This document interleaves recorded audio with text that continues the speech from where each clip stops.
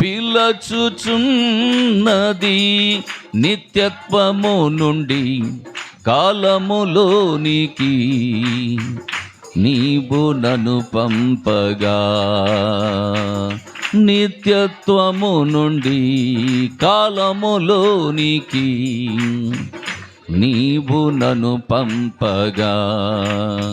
జీవపు వాక్యము కాలములో నుండి నిత్యత్వము చేర్చెను.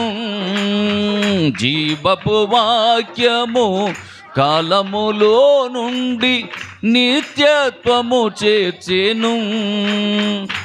నీ జలధారల ధ్వని విని కరడు కరడును పిలచుచున్నది. నీ జలధారల ధ్వని విని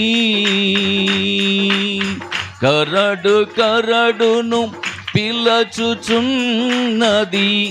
నీ అలలన్నీయు తరంగములన్నీ నా మీదుగా పొర్లి ప్రవహించని. నీ అలలన్నీయు తరంగములన్నీ నా మీదుగా పొర్లి ప్రవహించని. నీ జలధారల ధ్వని విని కరడు కరడును పిలచుచున్నది. నీ జలధారల ధ్వని విని కరడు కరడును పిలచుచున్నది. హల్లెలూయా. దేవునికి మహిమ కలుగును గాక. షాలోమ్. God bless you. ప్రభు మిమ్మల్ని అందరిని దీవించును గాక. నిండు హృదయపూర్వకంగా మిమ్మల్ని నేను దీవిస్తూ ఉన్నాను. దేవుడు మిమ్మలను, మీ కుటుంబములను, మీ ఉద్యోగ వ్యాపారములను దీవించి ఆశీర్వదించును గాక. ఆమేన్. హల్లెలూయా. మంచిది. ఈ సమయంలో అక్కడ మాటలు వినబడుతున్నాయి. పిల్లలు మాటలు వినబడకూడదు నాకు, ఓకేనా? మాటలు వినబడకూడదు. ఎస్తేరు. హల్లెలూయా. మంచిది పిల్లరా. వర్తమానం యొక్క పేరు పాపము యొక్క క్రూరత్వం. మన బ్రతుకులలో నుండి పాపమును తీసివేయుటకు అపరాధ రుసుము. చాలా పెద్దగా ఉంది హెడ్డింగే. ప్రవక్త వర్తమానం పేరు బాగా పెద్దగా ఉంది. పాపము యొక్క క్రూరత్వం. మన బ్రతుకులలో నుండి పాపమును తీసివేయుటకు ఖర్చగు అపరాధ రుసుము. 1953 సంవత్సరం ఏప్రిల్ 3వ తేదీన జెఫర్సన్విల్లో ప్రసంగించినటువంటి ప్రసంగం ఇది. ఇందులో నుండి కొద్ది మాటలు మనం ధ్యానం చేద్దాం. హల్లెలూయా. దేవునికి మహిమ కలుగును గాక. 1953లో ఈ వర్తమానం బోధించక ముందే మరి ప్రవక్త 1933వ సంవత్సరంలోనే అమెరికాను గూర్చినటువంటి దర్శనం ఒకటి ఆయన చూశాడు. హల్లెలూయా.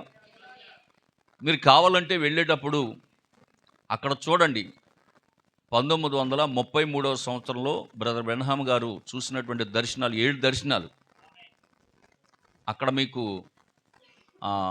రాయబడి ఉన్నాయి. వెళ్ళేటప్పుడు మీరు ఫోటో తీసుకోండి. కొత్త వాళ్ళు ఎవరైనా ఉంటే ఫోటో తీసుకుని దాన్ని తెలుసుకోండి. హల్లెలూయా.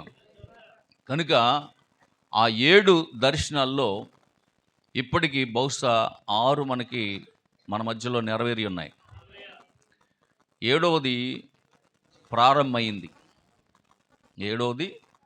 ప్రారంభమైంది. అది ముగింపు కాదు ఇంకా. అంటే పతనం పూర్తిగా కాలిపోవడం అనేది 3వ ప్రపంచ యుద్ధంలో జరుగుతుంది. కానీ ఇప్పుడు ఏంటంటే జస్ట్ 2 రాష్ట్రాలే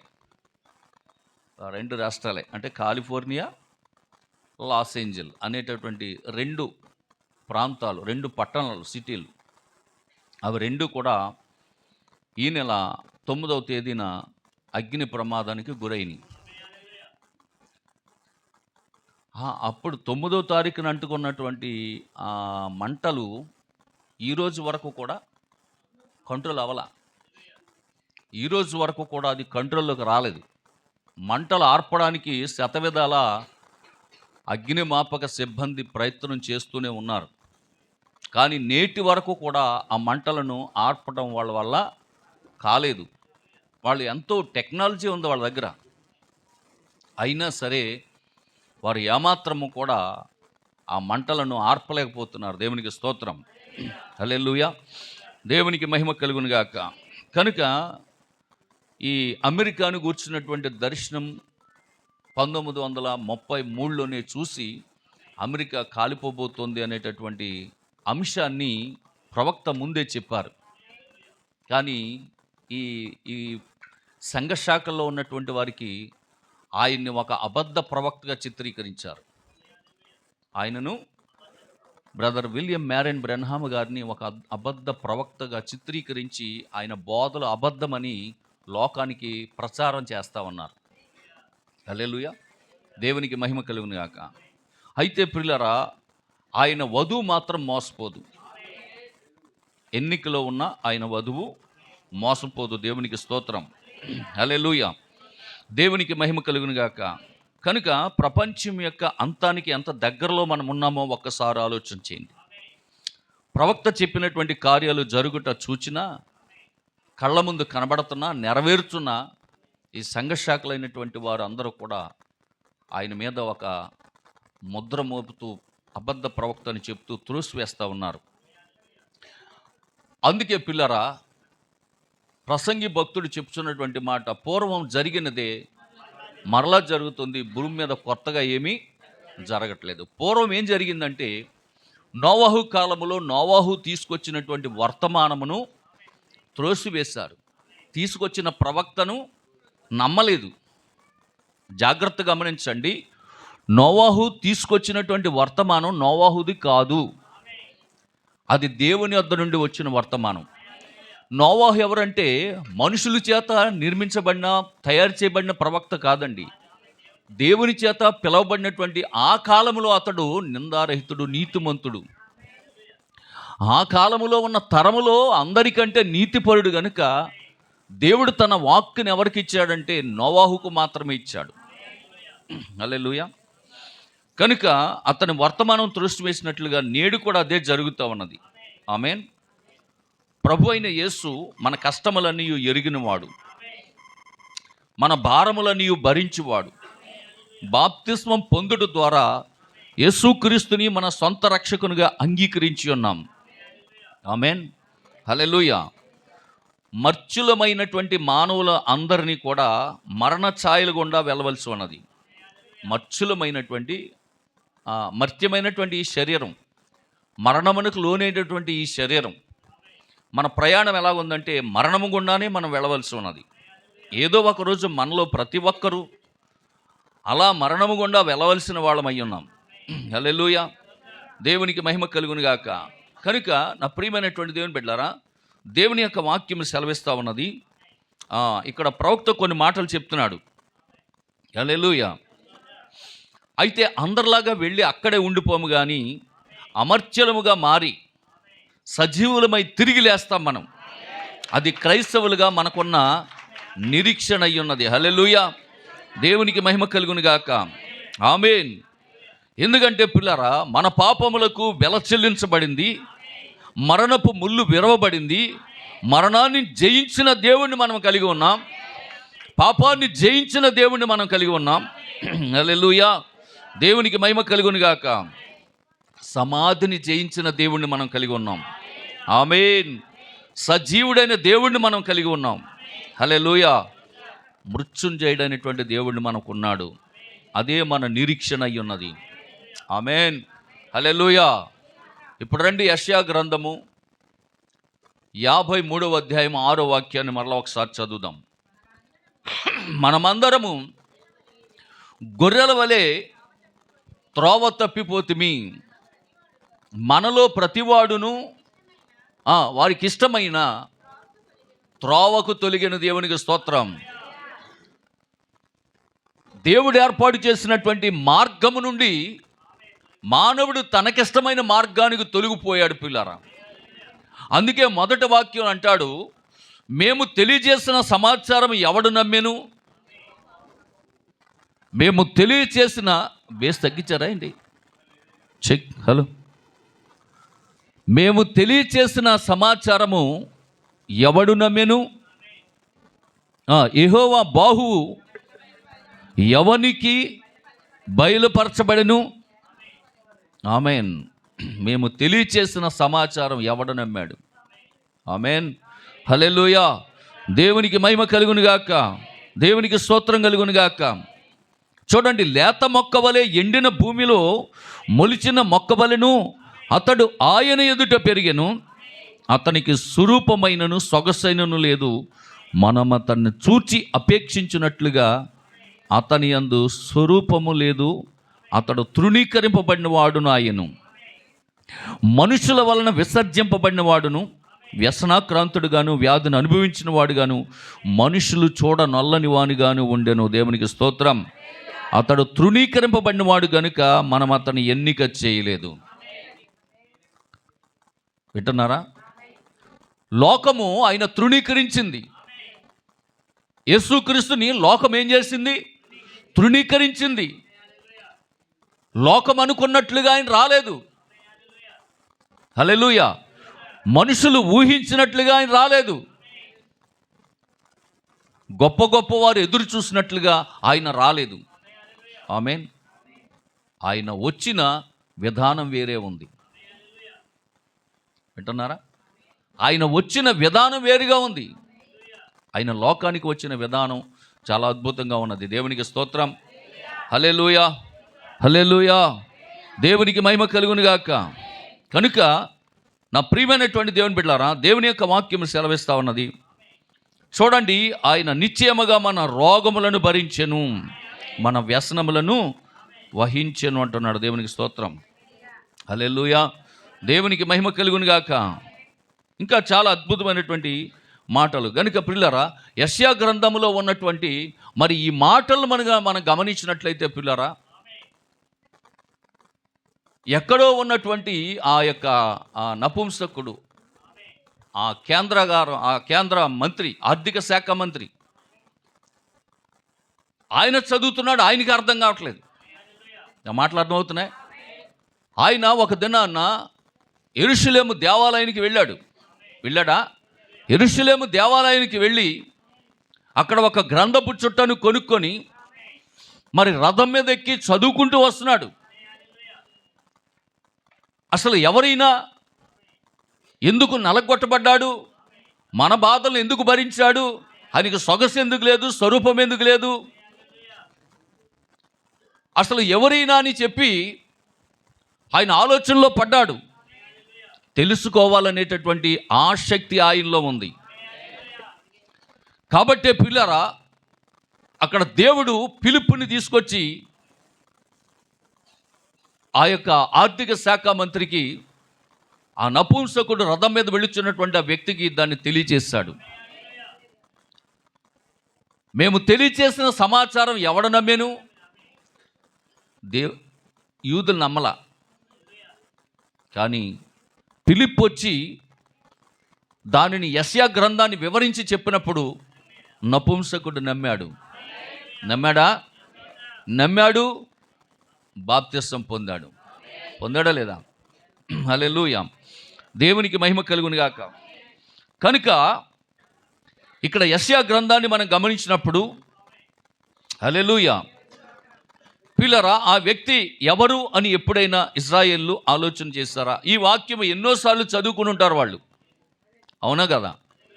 మరి ఇశ్రాయేలీలు కూడా ఈ పరిశుద్ధ గ్రంథములో, పాత నిబంధన గ్రంథములో ఉన్నటువంటి 53వ అధ్యాయం, యెషయా 53లో ఉన్న ఆ మాటలు అనేక సార్లు మరి వారు చదువుకుని ఉండొచ్చు, అవునా కదా? మరి వారు గ్రహించారా? ఆయన ఎవరు అనేటటువంటి ఆలోచన ఎప్పుడైనా చేశారా? ఒకవేళ ఆయన ఫలానా అని ఎవరైనా చెప్తే వాళ్ళు నమ్మారా? నమ్మలేదు. దేవునికి స్తోత్రం. హల్లెలూయా. దేవునికి మహిమ కలుగును గాక. అయితే ఆయన ఫలానా అని నమ్మి కూడా ఆయన ఆజ్ఞల వెంబడి నడవలేకపోయారు అమెరికా వాళ్ళు. మీకు అర్థమవుతుందా? ఆయన ఎవరో, ఆయన ఏమై ఉన్నాడో అని గ్రంథములను పరిశీలించి ఆయనే ప్రభు అయిన యేసుక్రీస్తు అని తెలుసుకొని ఆయన ఆజ్ఞలను పాటించలేకపోయారు, అమెరికా దేశస్థులు.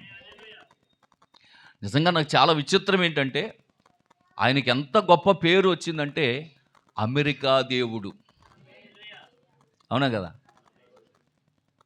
అసలు ఆయన ఇజ్రాయేలుకి తను తాను ఎలా అగపరుచుకున్నాడంటే, నేను ఉన్నవాడను అనువాడను. ఐగుప్తు వెళ్ళినప్పుడు మోషే అడుగుతాడు, అయ్యా నువ్వెవరవని వాళ్ళు అడుగుతారు నన్ను. అసలు నువ్వెవరవని నేను చెప్పాలి వాళ్ళకి, నీ పేరేంటి? అరే బాబు, నేను ఎవరినో నువ్వేం చెప్పక్కర్లా, ఉన్నవాడను అనువాడను అని చెప్పు అంతే. మా వాళ్ళకి అర్థమైపోద్ది. హల్లెలూయా. అలాగే చెప్పాడు, వారు నమ్మారు. కానీ ఈరోజు నా ప్రియమైనటువంటి దేవుని బిడ్డలారా, ఈరోజు యేసు ఎవరు అని అంటే అమెరికా దేవుడు. ఈరోజు యేసు ఎవరు అని అడిగితే అమెరికా దేవుడండి అంటున్నారు. కానీ నిజంగా పిల్లరా, అమెరికాను గూర్చినటువంటి విషయాన్ని మనం గమనిస్తే చూడండి ఎంత గొప్ప పేరు వచ్చిందో చూడండి. దేవుణ్ణి బట్టి, యేసు ప్రభువుని బట్టి అమెరికాకి ఎంత పేరు వచ్చిందో చూడండి. ఈరోజు నిజంగా అమెరికా దేవుడు అనిపించుకుంటున్నాడంటే అమెరికాకి ఎంత పేరు వచ్చిందో చూడండి. అంత పేరు తెచ్చుకున్నా కానీ వాళ్ళు ఆజ్ఞను అతిక్రమించారు వాళ్ళు. హల్లెలూయా. దేవునికి స్తోత్రం కలుగును గాక, దేవునికి మహిమ కలుగును గాక. కనుక ప్రస్తుతం ఇప్పుడు ప్రపంచంలోనే అగ్రరాజ్యముగా పేరు పొంది ఉన్నది అమెరికా. కానీ దానిని అది కాపాడుకోలేకపోతుంది. ఎంతో టెక్నాలజీ ఉంది అమెరికాకి, చాలా జ్ఞానవంతులు ఉన్నారు, గొప్ప గొప్పవారు ఉన్నారు. అమెరికా అన్ని దేశాల్లోకి కూడా అగ్రరాజ్యముగా పేరు పొందింది. కానీ ప్రస్తుతం అయితే అనాథగా మిగిలిపోయినట్లుగా అయిపోయింది ఇప్పుడు పరిస్థితి. దేవునికి స్తోత్రం. హల్లెలూయా. మరి నిన్న రాత్రికి వాళ్ళు ఇచ్చినటువంటి స్టేట్మెంట్లో నష్టం, అమెరికా యొక్క నష్టం ఈ 9వ తారీఖు నుంచి ఈ 12వ తారీఖు, నిన్న 11వ తారీఖు వరకు కలిగినటువంటి నష్టం 5,70,000 కోట్లంట. 5,70,000 కోట్లు ఆస్తి నష్టం అంట వాళ్ళకి. హల్లెలూయా. దాదాపుగా 10,000 ఖరీదైనటువంటి ఇళ్ళు దగ్ధమైపోయినాయి. 4 లక్షల మంది కుటుంబాలు నిరాశ్రయులైపోయారంట. హల్లెలూయా. దేవునికి మహిమ కలుగును గాక. ఇప్పుడు అది ఎలాగుందంటే అగ్నిగుండములో మండుతున్న కాలిఫోర్నియా అనే స్టేట్మెంట్, అదే ఒక టైటిల్ కూడా ఇచ్చారు దానికి. మరి టాలీవుడ్ అగ్రతారల యొక్క కంచుకోట ఏంటంటే లాస్ ఏంజల్. రాత్రి మీకు చెప్పాను, బంజారా హిల్స్ అంటే దేనికి పేరు? సినీ యాక్టర్స్ ఉండే అంతేనా? జూబ్లీ హిల్స్, ఫిలిం నగరం, ఇవన్నీ కూడా అక్కడ ఫిలిం స్టార్స్ అంటే సినీ నటులు నివసించేటటువంటి ప్లేసెస్ అన్నమాట. ఇవి ఎలాగుంటాయి? మనకులాగా ఉంటాయి రేక్ షెడ్లు ఉంటాయా? మనకులాగా రేక్ షెడ్లు ఉంటాయా? సినీ తారలు నివసించేటటువంటి ప్రాంతం ఎలా ఉంటుందంటే ఖరీదైనటువంటి కోట్ల ఖరీదైనటువంటి బిల్డింగులు ఉంటాయి అక్కడ. కాబట్టి మరి మన ఆంధ్రప్రదేశ్లో లేదా తెలంగాణలో ఒక ఫిలిం నగర్లోనే అంత ఖరీదైనటువంటి బంగళాలతో కూడినటువంటి, మరి టాలీవుడ్ అయినటువంటి అమెరికాలో, టాలీవుడ్డా బాలీవుడ్డా హాలీవుడ్డా నాకు తెలియదులే, హాలీవుడ్ అది. మరి హాలీవుడ్ సినీ తారలు ఉండేటటువంటి అమెరికాలో మరి వాళ్ళ ఇల్లు ఎలా ఉంటాయి చెప్పండి? హల్లెలూయా. దేవునికి మహిమ కలుగును గాక.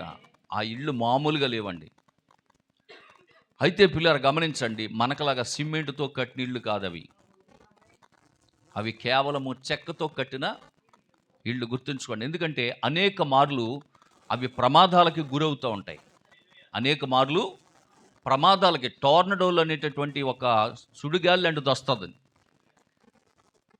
అది ప్రతిరోజు రావచ్చు, ప్రతి నెల రావచ్చు, ప్రతి 6 నెలలకు రావచ్చు, ప్రతి సంవత్సరం రావచ్చు. టోర్నడోలు అనేటటువంటిది విపరీతంగా వచ్చి గాలికి, సుడిగాలికి ఆ ఇళ్ళు లేచిపోతూ ఉంటాయి. అలాంటి పరిస్థితి ఏర్పడుతూ ఉంటుంది కనుక వారు చెక్కతో నిర్మించుకుంటారు. చెక్క కూడా మామూలు చెక్క కాదండి, చాలా ఖరీదైనటువంటి చెక్క. ఒక టన్ను వచ్చి సుమారుగా 1,50,00,000 నుండి 3 కోట్ల వరకు ఉంటుంది ఒక టన్ను చెక్క ఖరీదు, వాళ్ళు కట్టుకున్న ఇల్లు. హల్లెలూయా. కాబట్టి ప్రియమైనటువంటి దేవుని పిల్లారా, కోట్ల రూపాయలు ఖర్చు పెట్టి కట్టుకున్నటువంటి ఇళ్ళు కళ్ళ ముందు కాలిపోతుంటే కన్నీరు కార్చడం తప్ప ఏమీ చేయలేనటువంటి నిస్సహాయ స్థితిలో ఉన్న హీరోయిన్లు, హీరోలు. హల్లెలూయా. మరి కోట్ల రూపాయలు విలువ చేసే ఖరీదైనటువంటి కార్లను రోడ్ల మీద విడిచిపెట్టి ప్రాణాలు కాపాడుకోవడం కోసం పరుగులెత్తుతున్నటువంటి సందర్భాలు. ప్రాణం దక్కితే చాలని కోట్ల ఖరీదు ఆ విలువ కలిగినటువంటి కార్లు రోడ్ల మీద వదిలేసి పరుగులెత్తుతున్నటువంటి ఆ సన్నివేశాలను మనం చూస్తూ ఉన్నాం. దేవునికి స్తోత్రం. హల్లెలూయా. దేవునికి మహిమ కలుగును గాక. కాబట్టి ఇవి లోతు దినాల్లో మనకు కనబట్టలేదా? ఇవి లోతు దినాల్లాగా మనకు కనబట్టలేదా? ఆమేన్. హల్లెలూయా. దేవునికి స్తోత్రం కలుగును గాక. పౌలు గారు ముందే చెప్పాడు, వెనకున్నవి మరిచి ముందున్న వాటి కొరకు వేగిరి పడండి అని చెప్పాడా? హల్లెలూయా. దేవునికి మహిమ కలుగును గాక. ఇప్పుడు మరలా ఒకసారి చూద్దాం. యెషయా గ్రంథం 53వ అధ్యాయం 6వ వాక్యం. యెషయా గ్రంథం 53వ అధ్యాయము 6వ వాక్యం. మనమందరము చూసారా, మనమందరము అంటున్నాడు. అందరూ కూడా గొర్రెల వలె త్రోవ తప్పిపోయారంట. ఎలా ఉన్నారు చెప్పండి? గొర్రెల వలె త్రోవ తప్పారు. ఆమేన్. హల్లెలూయా. మనలో ప్రతివాడు తనకిష్టమైన త్రోవకు తొలిగెను. దేవునికి స్తోత్రం. ప్రవక్త అంటున్నాడు ఈ వర్తమానంలో, ప్రతి ఒక్కరూ కూడా గొర్రెల వలె త్రోవ తప్పిపోయి తమకిష్టమైనటువంటి మార్గంలో నడుస్తూ ఉన్నారు. కాబట్టి ఇలాంటి పరిస్థితులు ఏర్పడుతూ ఉన్నాయంటున్నాడు. హల్లెలూయా. యెహోవా మనందరి దోషమును అతని మీద వేసుకున్నాడు. అతను అంటే యేసు ప్రభు. అతనంటే యేసు ప్రభు. దేవునికి స్తోత్రం. హల్లెలూయా. దేవునికి మహిమ కలుగును గాక. గత ఒక 2-3 నెలల క్రితం అనుకుంటా, ఒక యవ్వన స్త్రీ అమెరికా దేశం లాస్ ఏంజల్లో నడి రోడ్డు మీద మైక్ పట్టుకుని చెప్తుంది. ఏమనంటే, ఓ లాస్ ఏంజల్ ప్రజలారా, ఎందుకు మీరు దేవునికి విరోధంగా విచ్చలవిడిగా తిరుగుతున్నారు? దేవుని యొక్క చట్టాన్ని గౌరవించకుండా ఎందుకు మీరు అలా విచ్చలవిడిగా జీవిస్తున్నారు? ఎందుకు మీరు ఎలాంటి జీవితాన్ని జీవించి మీ మీదకి దేవుని ఉగ్రతను తెచ్చుకుంటున్నారు? దయచేసి నా మాట వినండి అని ఒక యవ్వన స్త్రీ ఒక మైక్ పెట్టి, బాక్స్ పెట్టి లాస్ ఏంజల్ నడి రోడ్లో వాక్యం చెప్తుంది. అయినను ఆమె మాట కూడా వాళ్ళు లెక్క చేయలా. దేవునికి స్తోత్రం. హల్లెలూయా. దేవునికి మహిమ కలుగును గాక. వింటున్నారా? కనుక నా ప్రియమైనటువంటి దేవుని బిడ్డలారా, మీకు వీలైతే మీకు ఈవినింగ్ వాట్సాప్ గ్రూప్లో పెడతాను, చూడండి ఆ వీడియో. హల్లెలూయా. దేవునికి మహిమ కలుగును గాక. కనుక ఇక్కడ అందరూ త్రోవ తప్పారంట. ఆమేన్. యెహోవా మన అందరి దోషమును ఆయన మీద వేసుకున్నాడంట. ఆమేన్. అలాగే నీ కొరకు చెల్లించిన వెల ఎంతో ఎప్పుడైనా నువ్వు ఆలోచించావా? ఆయన మన కొరకు వెల చెల్లించాడంట. ఆయన నీ కొరకు చెల్లించిన వెలంతో నువ్వు ఎప్పుడైనా ఆలోచన చేశావా అంటున్నాడు యెహోవా. మరి శూన్యములో నుండి సమస్తమును సృష్టించిన దేవుడు ఆకాశమునకు భూమికిని మధ్యన వేలాడవలసి వచ్చింది. శూన్యములో నుండి సమస్తమును చేసిన దేవుడు తన నోటి మాట చేత ఆకాశములను, భూమిని, సముద్రమును సృష్టించిన గొప్ప దేవుడు, శూన్యములో భూమిని వేలాడదీసిన దేవుడు ఆకాశమునకు భూమికి మధ్యలో వేలాడి నీ కొరకు నా కొరకు ప్రాణం పెట్టాడే. దాని విలువ ఎప్పుడైనా నువ్వు తెలుసుకున్నావా అంటున్నాడు. దేవునికి స్తోత్రం. దేవునికి మహిమ కలుగును గాక. హల్లెలూయా. దేవునికి మహిమ కలుగును గాక. ఆమేన్. చూడండి, ఎంత అందమైన సిటీ ఆ లాస్ ఏంజల్, ఎంత సుందరమైన సిటీ ఆ కాలిఫోర్నియా. ఏమైంది? ఈరోజు కాలి బూడిదైంది. కారణం, దేవుని మాట వినకపోతే, దేవునికి విరోధంగా జీవిస్తే ఏ దేశమైనా అంతే, ఏ మనిషి అయినా అంతే. ఆ మాటలు అర్థమవుతున్నాయా? దేవునికి విరోధముగా జీవించే ఏ వ్యక్తి అయినా అంతే, ఏ మనిషి అయినా, ఏ దేశమైనా అంతే. హల్లెలూయా. దేవునికి మహిమ కలుగును గాక.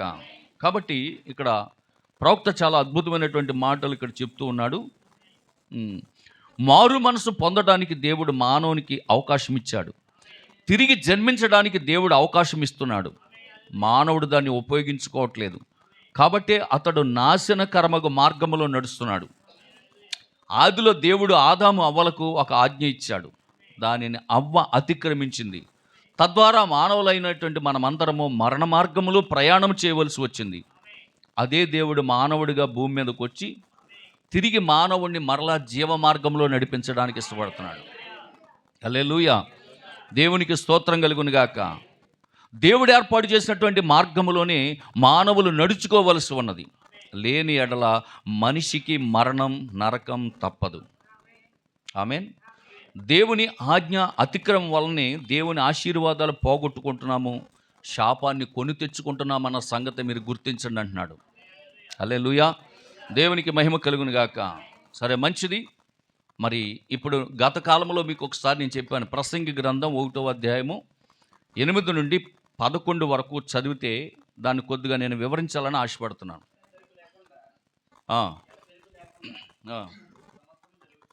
ఎడతెరిపి లేకుండా సమస్తము జరుగుచున్నది, మనుషులు దానిని వివరింపజాలరు.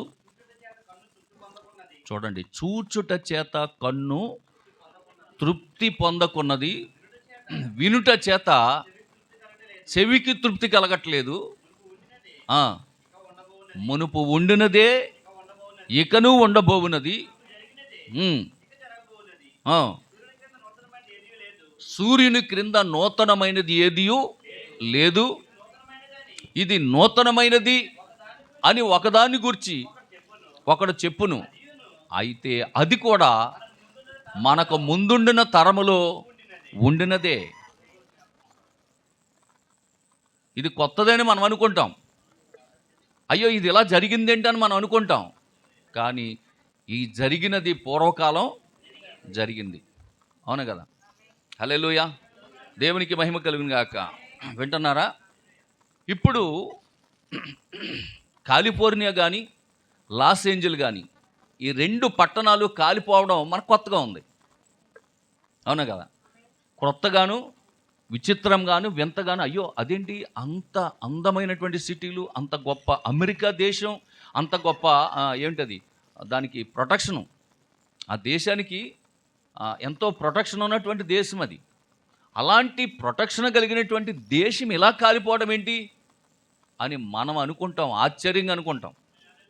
కానీ భక్తుడైనటువంటి ప్రసంగి గ్రంథములో భక్తుడు చెప్తున్నటువంటి మాట ఏంటంటే, ఇది కొత్త ఏమీ కాదు, ఇది పాతదే. ఎలా పాతది? ఆదికాండము 19వ అధ్యాయము 24-25 వాక్యాలు చదవండి. ఆదికాండము 19వ అధ్యాయము 24-25. అప్పుడు యెహోవా సొదొమ మీదను గొమొర్రా మీదను యెహోవా యొద్ద నుండి గంధకమును అగ్నిని ఆకాశము నుండి కురిపించి ఆ పట్టణములను, ఆ మైదానం అంతటిని, ఆ పట్టణములో నివసించే వారందరినీ, నేల మొలకలను నాశనము చేసెను. దేవునికి స్తోత్రం. హల్లెలూయా, దేవునికి మహిమ కలుగును గాక. ఏమండి, అంత అందమైనటువంటి పట్టణాలు సొదొమ, గొమొర్రా. వింటున్నారా? సొదొమ, గొమొర్రా, లాస్ ఏంజల్, కాలిఫోర్నియా, అందమైన పట్టణాలు. అంటే అందమైనటువంటి పట్టణాలు ఒకప్పుడు కాలిపోలేదా? సొదొమ, గొమొర్రా పట్టణాలు అందమైనవా లేకపోతే అందహీనమైనవా? ఒకప్పుడు అందమైన పట్టణాలు అవి, అప్పుడు కాలిపోయినవి. అవి ఎందుకు కాలిపోయినాయి? అవి 18వ అధ్యాయం 20వ వాక్యం, ఆదికాండం 18:20. మరియు యెహోవా సొదొమ గొమొర్రాలను గూర్చిన మొర్ర గొప్పది గనుక వాటి పాపము బహుభారమైనది గనుక నేను దిగిపోయి నా యొద్దకు వచ్చిన అసలు వాళ్ళు అలా చేశారో లేదో చూద్దామని వచ్చాను. వాళ్ళు అలా చేస్తుంటే కనుక దాన్ని కాల్ చేసి వెళ్తానన్నాడు. అన్నాడా? హల్లెలూయా. అంటే సొదొమ గొమొర్రాల్లో ఉన్న మనుషులు పాపం చేశారని ఎవరు మొరపెట్టారు? ఆ భూమి మొరపెట్టింది. అర్థమవుతుందా? సొదొమ గొమొర్రా పట్టణముల్లో ఉన్న ప్రజలు పాపం చేస్తున్నారని ఎవరు చెప్పారు? ఎవరు ఇన్ఫర్మేషన్ ఇచ్చారు దేవుడికి? భూమి మొరపెట్టింది. ఏమండి, భూమికి మొరపెడతానికి నోరు లేదా? నోరు లేకపోతే దేవుడు ఎందుకంటాడు భూమి ఆలకించుము, ఆకాశము ఆలకించుము, భూమి చెవి యొగ్గుమని ఎందుకంటాడు? భూమికి చెవులు ఉన్నాయి. హల్లెలూయా, దేవునికి మహిమ కలుగును గాక. కాబట్టి భూమి ఏం చేసిందంటే సొదొమ గొమొర్రా పట్టణాల్లో ప్రజలు చేస్తున్న పాపపు కార్యాలను గూర్చి దేవునికి మొరపెట్టింది. దేవుడు ఏం చేస్తాడంటే దిగి వచ్చాడు. దిగి వచ్చి ఖచ్చితంగా వాళ్ళు అలాగే చేస్తున్నట్లయితే మీరు వెళ్ళి కాల్ చేయండి అని 2 దూతలను పంపించాడు. ఆయన మాత్రం అబ్రహాము దగ్గర ఆగిపోయాడు. హల్లెలూయా, దేవునికి మహిమ కలుగును గాక. ఇక్కడ మీకు 2 విషయాలు చెప్పాలని ఆలోచన చేస్తున్నాను. ఆమోసు 3:7 ప్రకారం తీయకలొద్దు, అది అలా చెప్పాలి. దేవుడు ఏదైనా చేయాలనుకున్నప్పుడు తన సేవకులైనటువంటి లేదా తన దాసులైనటువంటి ప్రవక్తలకు తాను సంకల్పించిన దాన్ని బయలుపరచకుండా చెప్పకుండా దేవుడు దేనిని చేయడంట. ఆమేన్, హల్లెలూయా. సొదొమ గొమొర్రా పట్టణాలను కాల్చే ముందు అబ్రహాముకి చెప్పాడా లేదా? దేవుడు చెప్పాడా? కాలిఫోర్నియా లాస్ ఏంజల్ని కాల్చే ముందు దేవుడు బ్రన్హామ్కి చెప్పాడా లేదా? చెప్పాడా లేదా? ఈ లోకంలో ఉన్న సంఘశాఖలకు అర్థం కాదు అది. 1933లోనే చెప్పాడు ప్రవక్త అమెరికా పట్టణం కాలిపోబోతుందని. కానీ మనుషులకు అర్థం కాల. దేవునికి స్తోత్రం, హల్లెలూయా. కనీసం ఆ నినివే పట్టణస్థులు మారు మనసు పొందారు. ఈ అమెరికా పట్టణస్థులు, అమెరికా దేశస్థులు మారు మనసు పొందలేకపోయారు. దేవునికి స్తోత్రం, హల్లెలూయా. దేవునికి మహిమ కలుగును గాక. కాబట్టి ప్రియమైనటువంటి దేవుని బిడ్డలారా, వాటి పాపము బహు భారమైనదంట. వేటి పాపం? సొదొమ గొమొర్రాల యొక్క పాపము బహు భారమైనదంట. ఆమేన్. ఎంత భారమైనదంటే భూమి భరించలేనంత భారమైనది. భూమి భరించలేనంత భారం అంటది, పాప భారం. దేవునికి స్తోత్రం. ఇప్పుడు నేను అంటాను, కాలిఫోర్నియా కానివ్వండి, లాస్ ఏంజల్ కానివ్వండి, ఆ పట్టణంలో ఉన్న భూమి భరించలేనంత పాపం ఎక్కువైపోయింది అక్కడ. అందుకే దాన్ని అసలు అది ఎవడు అంటించాడో తెలియదంట. ఎవడో ఒక అనామకుడిని తీసుకొచ్చి దండించాడని చెప్పి అతన్ని అరెస్ట్ చేశారు. కానీ అది అసలు ఎలా గంటుకుందో కూడా ఎవరికి తెలియదు. దేవునికి స్తోత్రం, హల్లెలూయా. దేవునికి మహిమ కలుగును గాక. కనుక ప్రియమైనటువంటి దేవుని బిడ్డలారా, పూర్వము జరిగిందే మరలా జరుగుతుందనే విషయాన్ని జాగ్రత్తగా గమనించండి. నేడు కూడా ఈ 2 పట్టణాల పరిస్థితి అదే జరుగుతున్నది. దేవుడు పెట్టిన చట్టాన్ని అతిక్రమించి మానవ చట్టాలను ఏర్పాటు చేసుకొని దేవునికి విరోధమైన పాపపు కార్యాలు జరిగిస్తున్నందుకు దేవుడు పెట్టిన చట్టం ఏంటి? స్త్రీ పురుషుడు వివాహం చేసుకోవాలి. దేవుడు పెట్టిన చట్టం ఏంటి చెప్పండి? స్త్రీ పురుషుడు వివాహం చేసుకోవాలి. కానీ అమెరికాలో మానవుడు పెట్టిన చట్టం ఏంటండి? పురుషులు వివాహం చేసుకోవచ్చు, స్త్రీలు వివాహం చేసుకోవచ్చు. పొద్దున పెళ్లి చేసుకుంటే సాయంత్రం విడాకులు, నచ్చితే కాపురం చేయొచ్చు, నచ్చకపోతే విడిపోవచ్చు. ఇది మానవులు పెట్టిన చట్టం. కానీ దేవుడు అన్నాడు, ఒక్కసారి నువ్వు ఒక స్త్రీని వివాహం చేసుకుంటే చనిపోయే వరకు నీవు ఆమెకు విడాకులు ఇవ్వకూడదు. ఇది దేవుడు పెట్టిన చట్టం. కానీ మనిషి అంటున్నాడు, నువ్వు పొద్దున పెళ్లి చేసుకుంటే మధ్యాహ్నం నీకు ఇష్టం లేకపోతే సాయంత్రం విడాకులు ఇవ్వచ్చు. ఇది మానవుడు పెట్టిన చట్టం. అంటే వారు ఇష్టమైన రీతిలో వాళ్ళు జీవితాన్ని జీవిస్తూ ఉన్నారు. అది వారికి ఎంతో ఇష్టముగా ఉన్నది. దేవునికి స్తోత్రం, హల్లెలూయా. దేవునికి మహిమ కలుగును గాక. కనుక పిల్లరా, మానవ చట్టాన్ని అతిక్రమించి దేవుని చట్టాన్ని పక్కన పెట్టి మానవ చట్టాన్ని వాళ్ళు అమల్లోకి తీసుకొచ్చారు. మరి అది దేవునికి విరోధమైన కార్యమా కాదా? హల్లెలూయా, దేవునికి మహిమ కలుగును గాక. కనుక ప్రియమైనటువంటి దేవుని బిడ్డలారా, ఆ కారణాన్ని బట్టే దేవుని కోపము కాలిఫోర్నియా మరియు లాస్ ఏంజల్స్ మీద రగులు కొనగా ఈరోజు 2 పట్టణాలు, ఆ రోజు సొదొమ గొమొర్రా పట్టణాలు కాలి బూడిదైనట్లుగా ఈరోజు ఈ 2 పట్టణాలు కాలి బూడిదైనవి. హల్లెలూయా. చూద్దాం. సంఖ్యాకాండం 32వ అధ్యాయం 23వ వాక్యం చదవండి. సంఖ్యాకాండము 32వ అధ్యాయము 23వ వాక్యం చదవండి. మీరు అట్లు చేయని ఎడల యెహోవా దృష్టికి పాపము చేసిన వారగుదురు గనుక మీ పాపము మిమ్మును పట్టుకొనును అని తెలుసుకోనండి. దేవుని అట్లు చేయకపోతే పాపమా? అట్లు చేయకపోతే ఇడ్లీలు చేద్దాం. అంతేనా? అట్లు చేయకపోతే పాపమంట. అంటే ఆ వాక్యం అలాగే అర్థం వస్తుంది.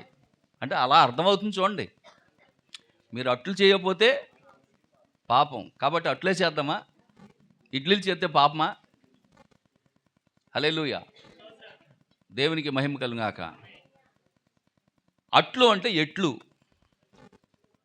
మళ్ళీ చదవండి, ఆ మాట మీకు బాగా అర్థమవుతుంది. అట్లు చేయని ఎడల, బెల్లమట్ల, పొల్లట్ల, ఏమండి ఏమట్లు? అట్లు చేయని ఎడల యెహోవా దృష్టికి పాపము చేసిన వారగుదురు గనుక మీ పాపమే మిమ్మల్ని పట్టుకొనునని తెలుసుకోండి. దేవుని స్తోత్రం. అట్లు చేయని ఎడల ఏంటి ఆ అట్లు అంటే? ఆదికాండం 6వ అధ్యాయం 22వ వాక్యంలోకి వెళ్ళండి. అక్కడ కూడా నోవాహు గారు అట్లు చేశారని చూడండి. అదిగో నోవాహు అట్లు చేశాను. అది అట్లు చేయటం అంటే అర్థం మినపట్లు, పుల్లట్లు, బెల్లట్లు కాదండి. దేవుడు చెప్పినట్లు. నా మాట అర్థమవుతుంది మీకు? అట్లు చేశాను అంటే అర్థం ఏంటంటే దేవుడు చెప్పినట్లు చేశాను. దేవుడు చెప్పినట్లు చెయ్యకపోతే పాపం మిమ్మల్ని ఏం చేస్తుంది? పట్టుకుంటుంది. అదే జరిగింది ఇప్పుడు లాస్ ఏంజల్, కాలిఫోర్నియా రాష్ట్రాల్లో. ఏం చేయలేదు వాళ్ళు? చెప్పండి. అట్లు చేయలేదు. ఏమట్లు? దేవుడు చెప్పినట్లు. అది అట్లు చేయలేదు వాళ్ళు. ఎట్లు చేయలేదంటే దేవుడు చెప్పినట్లు చేయలేదు. కాబట్టి వాళ్ళ పాపం ఏం చేసింది? వాళ్ళనే పట్టుకుంది. హల్లెలూయా. దేవునికి స్తోత్రం కలుగును గాక. దేవునికి మహిమ కలుగును గాక. ఇంకా చూద్దాం. యాకోబు రాసినటువంటి పత్రిక 4:17 కూడా చదువుదాం ఒకసారి. యాకోబు రాసినటువంటి పత్రిక 4వ అధ్యాయం 17వ వాక్యం. కాబట్టి మేలైనది చేయనెరిగి అలాగూ చెయ్యని వారికి అది అన్నమాట. మేలైనది ఏంటో అమెరికా వాళ్ళకి తెలుసు బాగా. ఎందుకంటే వాళ్ళకి దేవుడు అంటే, యేసుప్రభు అంటే బాగా తెలుసు వాళ్ళకి. మేలంటే ఏంటో తెలుసు. హల్లెలూయా. దేవునికి స్తోత్రం కలుగును గాక. వాళ్ళకి బాగా తెలుసు ఏది మంచి ఏది చెడు అనేది తెలుసు. కానీ తెలిసి కూడా దానిని వారు చెయ్యలేకపోయారు. ఆమేన్. హల్లెలూయా. చదవండి, ఆ మాట మళ్ళీ చదవండి.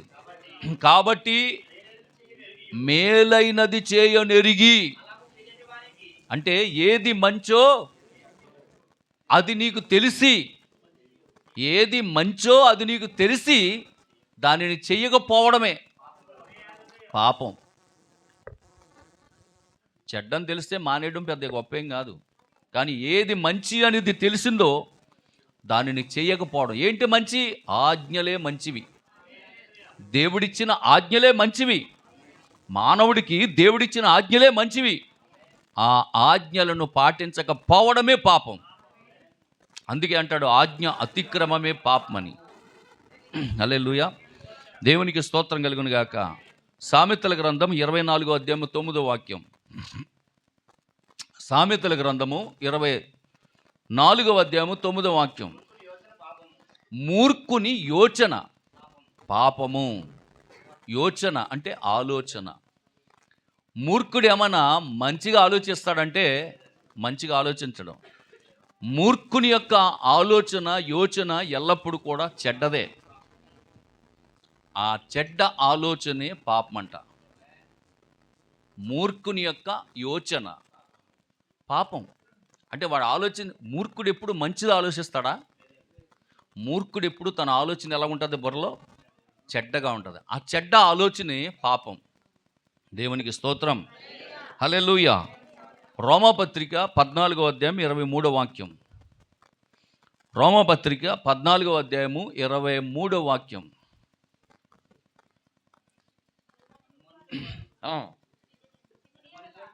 అనుమానించువాడు తినిన ఎడల విశ్వాసం లేకుండా తినును గనుక దోషి అని తీర్పునందును. విశ్వాస మూలము కానిది ఏదో అదే పాపం. విశ్వాస మూలము కానిది, నువ్వు దేన్నైతే నమ్ముతున్నావో, దేన్నైతే విశ్వసిస్తున్నావో దానిని నమ్మకపోవడమే పాపం. వింటున్నారా? హల్లెలూయా. దేవునికి మహిమ కలుగును గాక. కనుక విశ్వాస మూలము కానిది ఏదో అదే పాపం అంటున్నాడు. చాలా జాగ్రత్తగా వినండి. ఏది మంచిదో, ఏది మంచిదని దేవుడు చెప్పాడో దానిని చెయ్యకపోవడం పాపం. అలాగే మూర్ఖుని యొక్క యోచన ఆలోచన అది కూడా పాపము. అలాగే విశ్వాస మూలము కానిది ఏదైతే ఉందో అది కూడా పాపం అంటున్నాడు. ఇంకా ఏంటి పాపం అంటే మనందరికీ తెలిసినటువంటి లేఖనం యోహాను సువార్త 8వ అధ్యాయం 24వ వాక్య ప్రకారం దేవుడు ఎవరో తెలుసుకోకపోతే కూడా పాపమేనంట. యోహాను సువార్త 8వ అధ్యాయము 24. కాగా మీ పాపములోనే ఉండి మీరు చనిపోవుదురని నేను మీతో చెప్పి తిని, నేను ఆయననని మీరు విశ్వసించని ఎడల మీరు మీ పాపములోనే ఉండి చనిపోవుదురని వారితో చెప్పాను. దేవునికి స్తోత్రం. అంటే ఏంటి? దేవుడు ఎవరో అనేది సత్యాన్ని తెలుసుకోకపోవడం కూడా ఒక పాపమే. అందుకే యెషయా గ్రంథంలో 53వ అధ్యాయంలో అంటాడు, మేము తెలియజేసిన సమాచారము ఎవడు నమ్మెను? నమ్మండ్రా నాయన అని చెప్పి అపోస్తులైనటువంటి పౌలు గారిని పంపాడు. యోధా మత ప్రవిష్టుడైనటువంటి పౌలు గారిని దేవుడు పంపించి, అయ్యా పాత నిబంధన యెహోవాయే, క్రొత్త నిబంధన యేసుక్రీస్తయ్యా అని చెప్పిదా నమ్మలేదు. అందుకే అంటున్నాడు, మేము తెలియచేసిన సమాచారము ఎవడు నమ్మెను? యెహోవా బాహు ఎవనికి బయలుపరచబడెను? ఆ యెహోవా ఎవరు అనేది ఎవరికి బయలుపరచబడ్డది?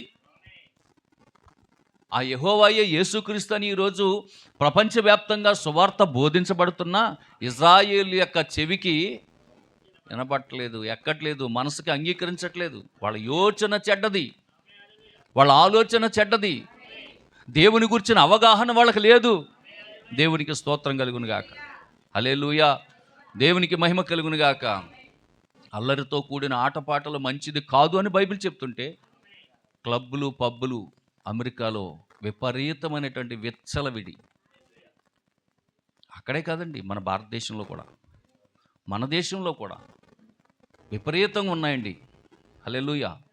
దేవునికి స్తోత్రం కలుగును గాక. కనుక దేవునికి విరోధంగా ఉన్నటువంటి ఏ దేశమైనా ఏ మనిషి అయినా తప్పక శిక్షను అనుభవించి తీరాలి. హల్లెలూయా. దేవునికి మహిమ కలుగును గాక. దేవునికి స్తోత్రం కలుగును గాక. కాబట్టి నా ప్రియమైనటువంటి దేవుని బిడ్డలారా, ప్రస్తుతం జరుగుతున్నది పూర్వకాలం జరిగినదే. దేని గురించి చూసాం మనం ఇప్పుడు వరకు? చెప్పాలి, చెప్పట్లేదు మీరు ఎవరు. పూర్వకాలం జరిగిందే ఇప్పుడు జరుగుతుంది, ఇప్పుడు జరిగిందే పూర్వకాలం జరిగింది. దేని విషయంలో చర్చించుకున్నాం ఇప్పుడు దాకాను? పాపం అంటున్నారు. అది సొదొమ గొమొర్రా పట్టణాలు ఆల్రెడీ పూర్వం కాలిపోయినాయి. ఆమేన్. ఇప్పుడు కాలిపోతున్న కాలిఫోర్నియా కానివ్వండి, లాస్ ఏంజల్ కానివ్వండి, ఇప్పుడు కాలిపోతుంటే మనకి ఏదో గొప్పగా అనిపించవచ్చు, ఆశ్చర్యంగా అనిపించవచ్చు. అందుకే భక్తుడు ఏంటంటే ప్రసంగం అంటాడు, ఏమి కొత్త ఏమి కాదు ఇదే, ఇదేమి కొత్త ఏమీ కాదు. అంత అందమైనటువంటి పట్టణాలు, అంత అందమైనటువంటి నగరాలు కాలిపోవడం ఇది కొత్త ఏమీ కాదు.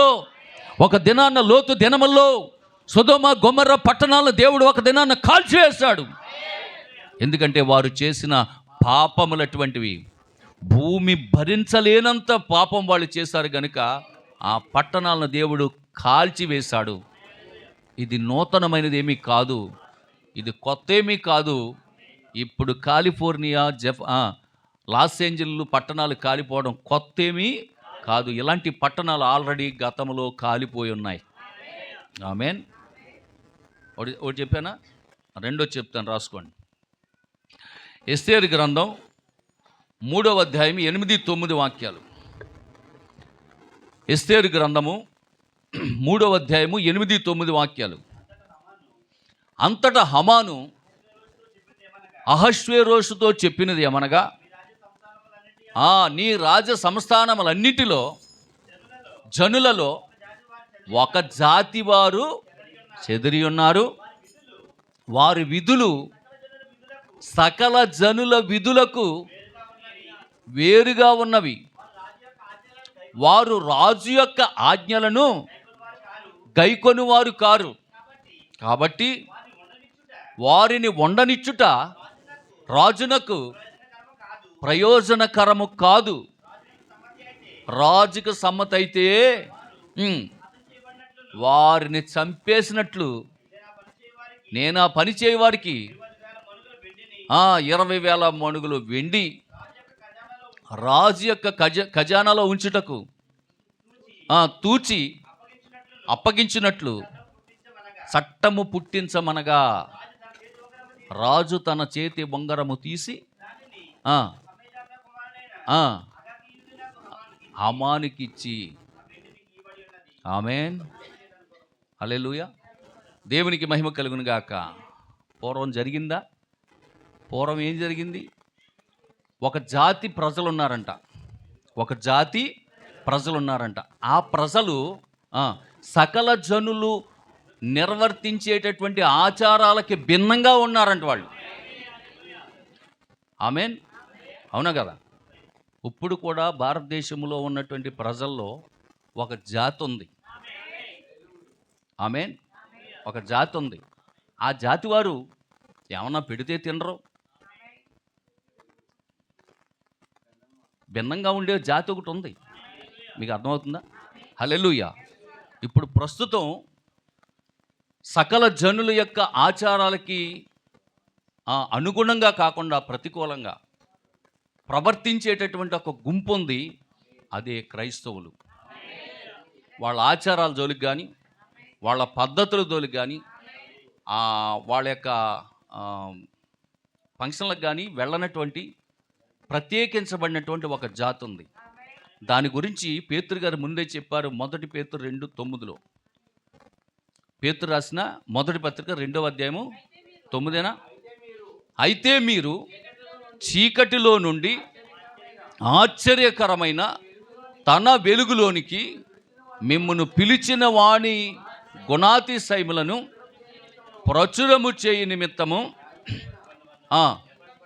ఏర్పరచబడిన వంశమును, రాజులైన యాజక సమూహమును, దేవుని సొత్తైన ప్రజలనై ఉన్నారు. దేవునికి స్తోత్రం, హల్లెలూయా. దేవునికి మహిమ కలుగును గాక. వింటున్నారు పిల్లరా?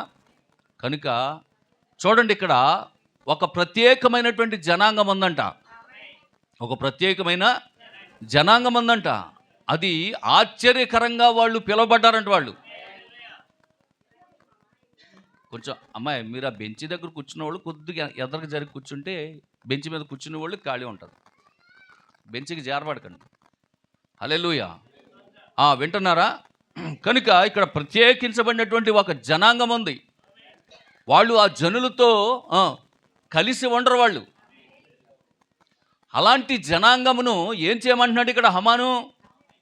చంపేయాలంటున్నాడు. అలాంటి జనాన్ని చంపేయాలంటున్నాడు. జాగ్రత్తగా గమనించండి. ఒక విషయం చెప్తాను, జాగ్రత్తగా గమనించండి. ఇది పూర్వం జరిగిందా, జరగలేదా? పూర్వం జరిగింది. మరి ఇప్పుడు జరుగుతున్నదా లేదా? ఇప్పుడు కూడా అదే జరుగుతుంది. హల్లెలూయా, దేవునికి మహిమ కలుగును గాక. అయితే ఈ హమాను యొక్క ఆ, కక్ష లేదా ద్వేషము ఎవరి మీద అంటే, చెప్పండి ఎవరి మీద? మొర్దుకై మీద. మొర్దుకై మీదే, కానీ ప్రజలందరి మీద కాదు. గుర్తుంచుకోండి, అతని ద్వేషము కానీ అతని యొక్క ప్రతీకారం కానీ పగ కానీ ఒక మొర్దుకై మీద. ఎందుకంటే ఆయన వచ్చినప్పుడు అందరూ నమస్కారం చేస్తున్నారు, కానీ మొర్దుకై ఒక్కడే నమస్కారం చేయట్లేదు. కనుక మొర్దుకైని బట్టి మొర్దుకై యొక్క జాతి అంతటిని కూడా చంపేయాలని మొదలెట్టాడు. మీకు అర్థమవుతుందా? హల్లెలూయా, దేవునికి మహిమ కలుగును గాక. ఇది మీకు బాగా అర్థం అవటం కోసం ఇప్పుడు కీర్తనల గ్రంథంలోకి వెళ్దాం. 83వ అధ్యాయం 2వ వాక్యంలోకి. కీర్తనల గ్రంథం 83వ అధ్యాయం 2వ వాక్యంలోకి వెళ్దాం. 2-3 వాక్యాలు చదువుదాం. నీ శత్రువులు అల్లరి చేయుచున్నారు, నిన్ను ద్వేషించువారు తల ఎత్తి ఉన్నారు. చూడండి, ద్వేషించేది ఎవరిని? ద్వేషించేది ఎవరంటే ద్వేషం? యేసుప్రభు అంటే ద్వేషం. ఇప్పుడు రాధామోహన్ అన్న ఆయన ఏమంటున్నారు? అరే ఇప్పుడు క్రైస్తవులు అంటే నాకు ద్వేషం లేదురా అంటున్నాడు. మళ్ళీ క్రైస్తవులందరూ ఎవరంటే మా ఊళ్ళే. అరే నీ పేరేంట్రా? ఏంటి శ్రీనివాస్ అండి, లేకపోతే నా ఏదో చెప్తున్నారు వాళ్ళు, సుబ్రహ్మణ్యం అండి, ఇలాగ అంటుంటే వాళ్ళు మా ఊళ్ళే అంటున్నాడు. రాధా మనోహర్ దాస్ అన్న ఆయన ఏమంటున్నాడు? వీళ్ళందరూ మా ఊళ్ళే, వీళ్ళ మీద నాకు కోపం లేదు, వీళ్ళ మీద నాకు కోపం లేదు, నా కోపం అంతా యేసు మీదే అంటున్నాడు. నా మాటలు అర్థమవుతున్నాయి? బైబిల్ చూడండి, బైబిల్ చదవండి, బైబిల్ చదవండి తెలుస్తుంది, బైబిల్ చదవండి తెలుస్తుంది. నీ శత్రువులు అల్లరి చేయుచున్నారు, నిన్ను ద్వేషించువారు తల ఎత్తి ఉన్నారు నీ ప్రజల మీద. చూడండి, ద్వేషించేదేమో దేవుణ్ణి, పగ తీర్చుకునేదేమో మన మీద. వాళ్ళకి ఎవరి మీద ద్వేషం ఉందంటే యేసు ప్రభు మీద ద్వేషం ఉంది వాళ్ళకి, కానీ పగ ఎవరి మీద తీర్చుకుంటున్నారు? ఇప్పుడు మళ్ళా పూర్వకాలానికి వెళ్దాం. ద్వేషం ఎవరి మీద ఉంది? మొర్దుకై మీద. పగ ఎవరి మీద ఉంది? కోపం ఎవరి మీద ఉంది? మరి ఎవరి మీద తీర్చుకోవాలని ఆశపడుతున్నారు వాళ్ళు? ప్రజలందరిని చంపేయాలనుకుంటున్నారు. అర్థమవుతుందా మీకు? సేమ్ అదే సిచ్యువేషన్ ఈరోజు కూడా. వాళ్ళందరికీ కూడా అన్యజనులు ఎలా అల్లరి చేస్తున్నారంటే చూడండి. అక్కడికి వెళ్తాను, ఉండండి చెప్తాను, అక్కడికి వెళ్తాను. ఇప్పుడు ఇది చూద్దాం. ఈ మొట్టమొదటిగా ఈ 83వ కీర్తన, ఇది ఆసాపు రాసినటువంటి కీర్తన. 83వ కీర్తన ఎవరు రాశారు చెప్పండి? ఆసాపు గారు రచించినటువంటి కీర్తన. క్రీస్తు పూర్వం సుమారు 1000 సంవత్సరాలకు ముందే ఈ కాలాన్ని చూసి రాశాడు ఆయన. అర్థమవుతుందా? క్రీస్తు పూర్వం 1000 సంవత్సరాలకు ముందే ఈ ఆసాపు గారు రాశాడు ఇది. అంటే ప్రభు పుట్టక మునిపే 1000 సంవత్సరాల క్రితం అప్పుడే చూశాడు ఈ కాలాన్ని ఆయన. ఇలాగ ఆయన మీద అల్లరిగా రేగుతారని, వాళ్ళందరూ కూడా ద్వేషిస్తారని, కపటోపాయం పన్నుతారని ముందే చూశాడు ఆయన. చూసి చక్కటి గీతాన్ని అక్కడ రచించినట్లుగా మనం చూస్తూ ఉన్నాం. ఆసాపు గారు రచించినటువంటి కీర్తన చదవండి. అక్కడ 2వ వాక్యం, నీ శత్రువులు అల్లరి చేస్తున్నారు. అల్లరైనప్పుడు ఇప్పుడు యేసు ప్రభు గురించి ఎక్కడైనా ప్రచారం చేస్తుంటే అల్లరి చేస్తున్నారా? రండి బాబు అని పేటేసి కూర్చోబెడుతున్నారా? యేసు ప్రభు యొక్క సువార్త చేస్తుంటే ఏం చేస్తున్నారు? ఇప్పుడు వాళ్ళు అల్లరి చేస్తున్నారు. ఏయ్ మా ఊరు వచ్చేవేంటిరా, మా వీధికి వచ్చేవేంటి, మా ఇంటికి వచ్చేవేంటి, ఏ ఊరినిది, నీకు పర్మిషన్ ఉందా అని అల్లరి చేస్తున్నారా? బాబు యేసు బాబు పిల్లలండి మీరు, రండి బాబు అని తీసుకొచ్చి కూర్చోబెట్టి ఏమైనా చెప్పించుకుంటున్నారా? లేదు, అల్లరి చేస్తున్నారు వాళ్ళు. వాక్యం నెరవేరుతుంది. నీ శత్రువులు అల్లరి చేయుచున్నారు, నిన్ను ద్వేషించేవారు తల ఎత్తి ఉన్నారు, నీ ప్రజల మీద వారు కపటోపాయములు పన్నుచున్నారు. నీ మరుగుజొచ్చిన వారు అంటే నీ వద్దకు వచ్చిన వారు, నీ మరుగుజొచ్చిన వారు అంటే నీ చాటుకు వచ్చిన వాళ్ళు, నీ వద్దకు వచ్చిన వారు, నిన్ను నమ్ముకున్న వారి మీద ఆలోచన చేస్తున్నారు. ఏమని? వీళ్ళని ఉంచకూడదు.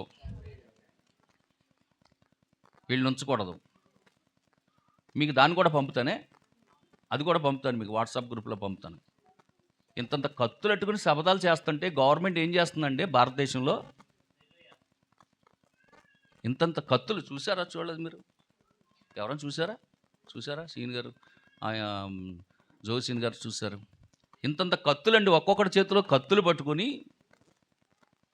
మా ధర్మాన్ని కాపాడుకునే ప్రయత్నంలో ఒకవేళ మేము ప్రాణత్యాగం చేసైనా సరే, అంటే ఏంటి, ఇతరులను చంపైనా సరే మా ధర్మాన్ని కాపాడుకుంటున్నామంటున్నారు తప్ప మనుషులను చంపడానికి కూడా సిద్ధపడుతున్నారు వాళ్ళు.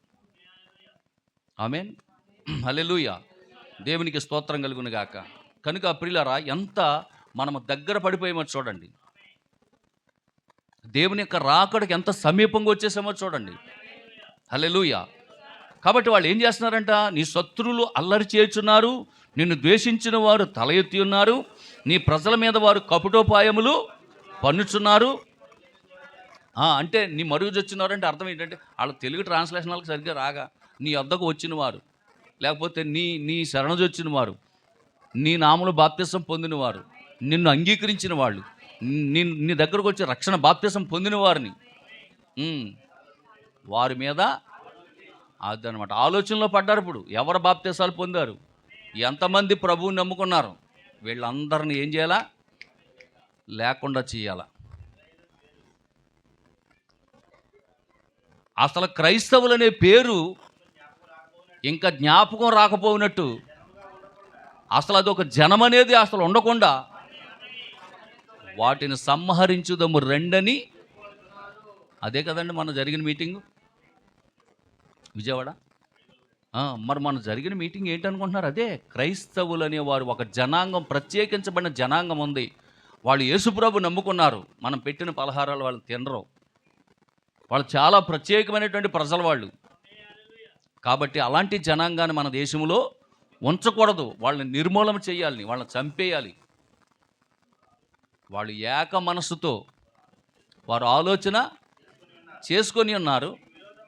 నీకు విరోధముగా నిబంధన చేస్తున్నారు. ఎవరికి విరోధంగా? నేను అంటాను, అసలు దేవుడికి విరోధంగా మానవుడు పోరాడి నిలబడగలడా? ఆమేన్. దేవునికి విరోధంగా పోరాడడానికి బయలుదేరాడు సౌలు, అవునా? ఒక చట్టాన్ని పట్టుకొని, గవర్నమెంట్ దగ్గర నుంచి ఒక చట్టాన్ని, ఒక ఆర్డర్ని, ఒక రాజ్యాన్ని, ఒక చట్టాన్ని చేత్తో పట్టుకొని, పేపర్ పట్టుకొని క్రైస్తవులని హింసించడానికి బయలుదేరాడు. దేవునికి స్తోత్రం, హల్లెలూయా, దేవునికి మహిమ కలుగును గాక. సౌలును పరిగెత్తించినది ఆ మేఘం, క్రీస్తుకు ఖైదుగా చేసినది ఆ మేఘం. పౌలును పరిగెత్తించినది ఆ మేఘం, క్రీస్తుకు ఖైదుగా చేసినది ఆ మేఘం. తన ప్రజల పక్షమున నిలిచినది, తన ప్రజల పాపమును తీసినది. తన ప్రజల పక్షమున నిలిచినది, తన ప్రజల పాపమును తీసినది. మేఘం మేఘం నాలో నింపెను స్తోత్రం, స్తోత్రం స్తోత్రం, దేవా నీకే స్తోత్రం. ఒక మేఘం నన్ను ఆవరించింది, ఆ మేఘంలో ఒక స్వరం ఋతు ఉంది. ఒక మేఘం నన్ను ఆవరించింది, ఆ మేఘంలో ఒక స్వరం వినబడుతూ ఉంది. దిగులు పడకు, భయపడకు, నిన్ను కని ఉన్నాను. విసుగు చెందకు, బేసారకు, నిన్ను విమోచించాను. దిగులు పడకు, భయపడకు, నిన్ను కని ఉన్నాను. విసుగు చెందకు, బేసారకు, నిన్ను విమోచించాను. మేఘం మేఘం నాలో నింపెను స్తోత్రం, స్తోత్రం స్తోత్రం, దేవానికే స్తోత్రం.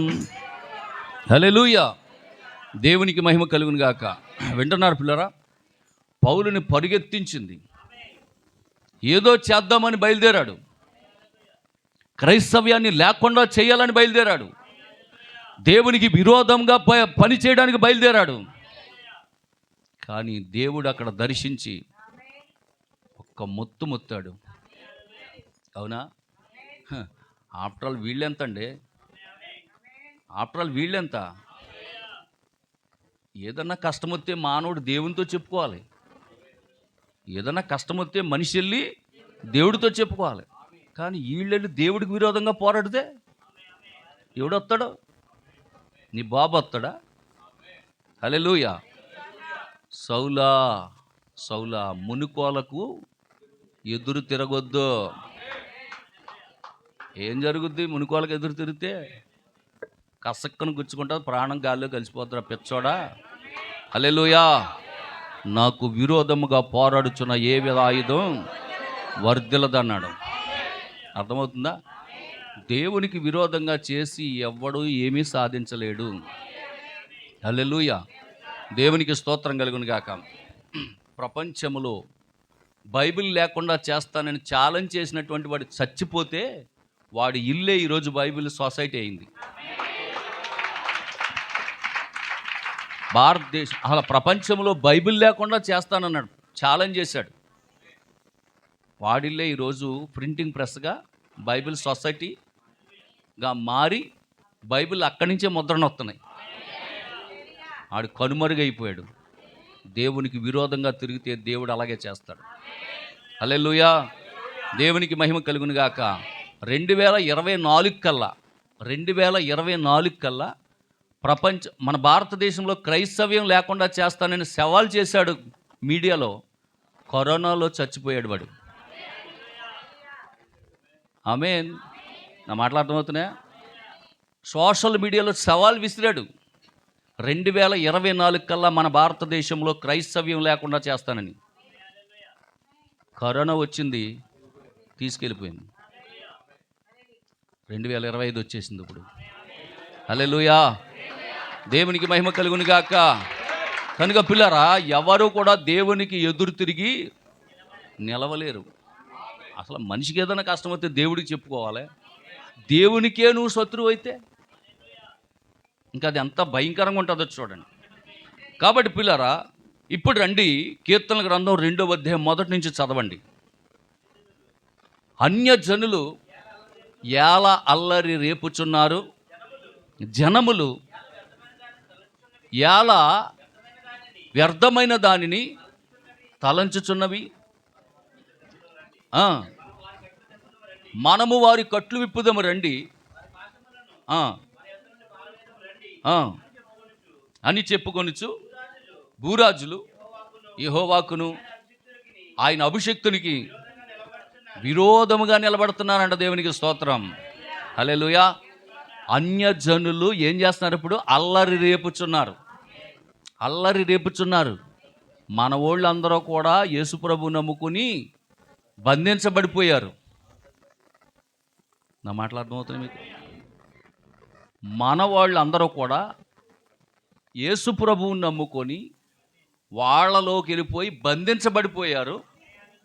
మనం వెళ్ళి వాళ్ళు కట్లిప్పుదాం రండి అంటున్నారంట. అంటే ఇప్పుడు మనం ఏదో బంధించబడిపోయినట్టు, యేసుప్రభువుని నమ్ముకుని మనం ఏదో కట్లు కట్టేసుకున్నట్టు ఇప్పుడు వాళ్ళు వచ్చి మనల్ని విప్పుదాం అంటున్నారంట. వాళ్ళు